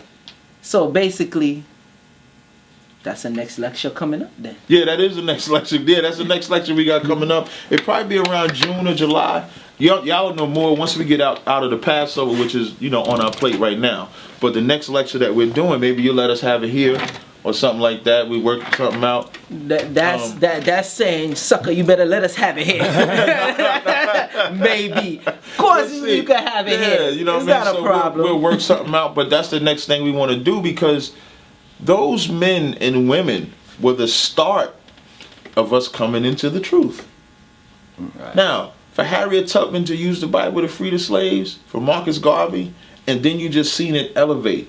And keep rising. That's right. Until 1969, when you had 7 heads, get that Bible, get that book, start teaching and start understanding who the 12 tribes were in the north side of the earth. Right. Which is what the 12. That's why we always say that 12 tribe chart is every Black, Hispanic, and Native Indian over here. But we also got Israelites in Africa, Israelites in China, because it's Japan, a scattered people. Because we're scattered across the 4 corners of the earth. Mm-hmm. That's why I don't know. Like, people be so small-minded when we talk about that 12 tribe chart. It just shows how ignorant they are, because they're stupid to think that we don't think that there's no Israelites in other continents across the planet. I think what it is more is that they're not out there hearing the teachings, Right. to know that y'all really do say that. Or like everybody else, they just want something to say. Like, Black people Tokyo. battle over everything. I don't care what it is. Like, the reason why Egypt and Israel is a good thing, because we like to battle. If I said I liked this rapper and you like this rapper better, we gonna battle over that. It's like, if I like this football team and you like that football team, we gonna battle over that. War. But if we ain't growing within that battle, Then what's the point? Right. That's why we don't do. That's why Israelite School UPK, we focus on more on what's gonna build this nation. A debate, like even doing that debate with Polite, that was good, because it dispelled a lot of the notions that people had about Hebrew Israelites. Right. So, and it brought us into a different realm. Right. You know what I mean? More where people was able to, okay, I see these brothers now. Right. I heard of them. If they haven't seen you, Right. they could say they heard of you, but now I see you now. You're Right. here. Right. And then we get a chance to show them that I don't hate the Kemetic brothers. Right. I want that to be clear, because I don't see them as Kemetic brothers. I just see them as lost Black men that need for me to come and show them the truth about the Bible, who they are according to the Bible, and then wake them up. That's how I see it. Right. Now, they may see me as a lost Israelite that need to come into the Kemetic and come to the Kemet way of life. If you're going to show me that, you first have to show me that I'm Kemetic. You got to show me I'm Egyptian. The culture of when was in the right. culture. You got to show me that I'm an Egyptian, or I'm an, like, it's over 50 countries in Africa. Which one? And then you got subsidiaries of those 50 countries. Right. So show me I'm that one. Like, Polite chooses to follow the Kemetic side. He says he's Nigerian. Now, he'll say his Nigerian roots come from there, but you would just have to show me that. And then they base it off of DNA testing that is just not accurate. Right. Like, you think the white man gonna tell you the truth? He's the goddamn devil. Where if you want to get history on DNA, look up DNA hoax, and it'll tell you that they took a sister. This is on 60 Minutes. Yeah, I know about Sent that. it to like 3 different DNA places, and they gave her 3 different answers. Right. Even Unc from the Amin Ra Squad said he got 70% from one, and I think 50%. I could be wrong about the other, but even that's not 100% accuracy. Basically, he even said it was. It's not 100%. Whereas the Bible gives you 100% who you are prophetically. And like I always tell everybody when they talk about the Bible, I say, well, take the Israelites out of the Bible, period, for a second. So there's no Hebrew Israelites in the Bible, no 12 tribes in the Bible, none of that. The only reason we call the white man the devil is because of the Bible, because it's in the Bible. The only reason we know about why the white man got these satellites, these aircrafts, why he's trying to be the #1 superpower on the planet, is because of that Bible. The only reason we know about World War I, World War II, World War III is because it's written in that Bible. And when you say that, you mean the prophecies. The prophecies, right. Now, if that's not that's in the Bible too. Now show me that type of history or that type of prophetic account that actually comes true in anybody else's records. Show me that in Pharaonic records. You can't. Show me that in Hindu records. You can't. Show me that in Islam records. You can't. Islam may have it, but it's because they copy in the Bible. That's it. All but right. other than that, nobody has it. So basically, Ali Muhammad. I would like to see what he have to say. Well, I'm not on saying that. now. Just to be clear, I'm not saying that to antagonize him. No, Right. I'm No, just going I on brought what it up. Okay. R said, yeah. Right. R said. Right. So I would like to hear. But he did duck His- soccer war though. He did duck soccer He war. made sure he put that in. He ducked Yeah, it he ducked because a lot it. of people is like, there's access on it. There's like, we yo, didn't what clip that. happened? They Yeah, don't we know, didn't. Listen, you know. man, soccer war. It was like how soccer war say he was light work. Period. And he did that. And, Say that. and he chose did to say do that the at the polite pre-debate. Right, he chose to do the polite debate instead, and he has every right to do whatever it is he want to do. I just wanted to be clear that we did not duck anything. Right. All right. So you're saying that actual debate can actually still happen? Anything can happen if you propose something to us and we feel it's beneficial for us. Let me say it right. It's beneficial for the Most High and Christ, for us, for Israel. Then we'll do it. Right. If it's not beneficial in that way, then we don't do it. Right, So basically, your next interview, when you do have with him, Ali, the question would be like, is it true that you ducked it and why? I'll definitely put it out there. I'll see him this Monday, I think. So I'll put it out there. So now, well, basically, we're about to wrap up. Yeah, no sweat. I wanted to get to. If we gotta wrap up, we can wrap up. But I No wanted problem. to get to the fact that the Hebrew Israelites seem to be coming together at a really fast rate. There's an Exodus lecture coming up, the April 5th, and I don't see ISUPK on the bill. Is that any particular reason? I see LOC or what is it? The AOC. I see AOC, Lines of Israel with Danielle. I see the GOCC. GOCC, Hebrew Israelite Alliance Summit, and I don't see ISUPK on the bill. Are you aligned with Brother them? Divine is there. Brother Divine Prospect. Well, before you even ask that, let me ask it's a question, right? Because I know the stands for ISUPK. They always say they're not affiliated with no other Hebrew Israelite group. Yeah. I know that for a fact. Right. Now, I think the question should be is, did they come to you to build with them on that? Right. And did you turn it? Oh, they didn't come to you. No. But if they would, you would have no problem. I'm not building going with to them say, as long as it's for the okay, people, what right? I'll say, this is what I'll say. Of course, everybody knows that ISUPK is not affiliated with no other group, period. Be it Hebrew Israelite or otherwise. We're not affiliated with no group. That don't mean that we haven't done anything. If you think about, like I said, the cookout we had last year, we invited every group that y'all just named. Right. I was at the cookout Right. also, yeah. And you was there? I came late and we did Right. a little interview with AOC actually. Okay, no sweat. Yeah, so, and all them brothers came. You know, we ate together, broke bread together, and everything. When it comes to the April 5th thing, we just was not contacted. Oh, Okay. Not to say that we would have done it Right, or right. would not have done it, but we was never given an opportunity to say either way because we wasn't asked. Right. So All we right. would have to ask them. Maybe next time for part 2 you have to ask. Right. a But little are about you that. for? It seems like they're creating an umbrella per se. It seems like there's a Hebrew umbrella, and they're going to keep their factions. But are you for the Hebrew nation? This building that's happening. I see there's actually going to be a camp situation in Georgia coming up. Are you a part of that? Have you been contacted? And are you for the umbrella, Hebrew umbrella? Okay, when I think of umbrella, right, I think of like, say the 4 of us in this room, right? Right. Let's say if we under an umbrella, Right. as you say. Well, the Hebrew nation is, however, is like a No. Yeah. Right. That means that you keep your shit over there. Yeah. You keep yours. He keeps his. Right. I keeps mine. But then the leaders come in and we get an umbrella. like and a we council. sit down like that. Right. That shit's not gonna work. So you're not for Hebrew United Nations per se, like. No.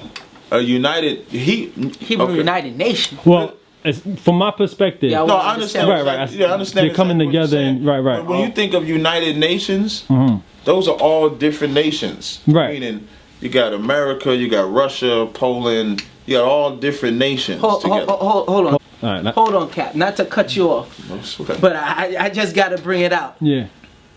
You done heard this man. If you know anything about ISUPK, if they ain't coming into the truth Right. under Commander General Yohana and ISUPK, Right. ain't no. You know Because what? I don't want you to keep going. No, you know what? No, on what and I'm saying, no, I'm bringing it clear. because what happens is everybody that watches Ready for R, they might not know who. Right, and I Well, just they gonna wanna- learn and I- Right. They don't learn it Apparently. today. And I don't have a problem. And I don't have a problem clearly answering it. Right. So like the United Nations, we're one nation. Right. Israel. 12 tribes of Israel, one nation, one leader. That's it. Christ is the leader of this nation. Christ is the king of this nation. Now Christ is not here yet, right? So now Christ always, or the Lord always has prophets on here that are to be the leaders and guides of the nation of Israel.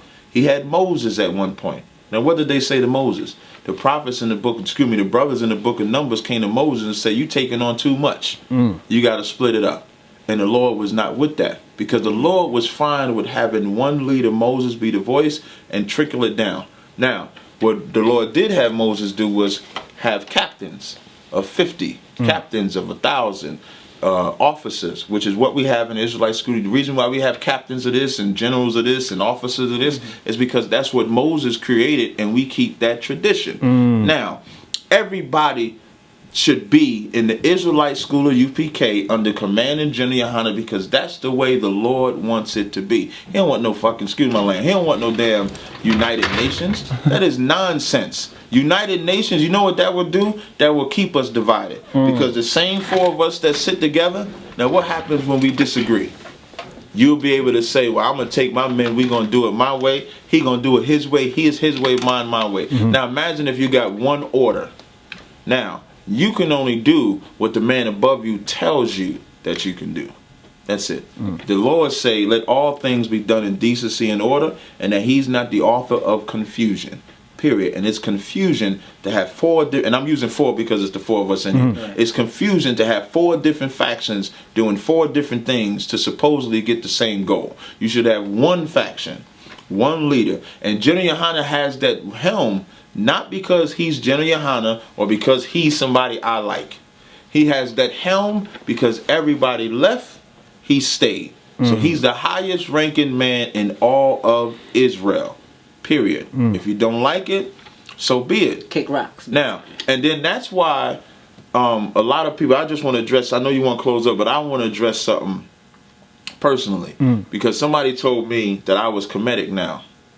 Because I don't side with the Hebrews in everything that they do. Right. About winning the debate. Especially, it's particularly about the debate.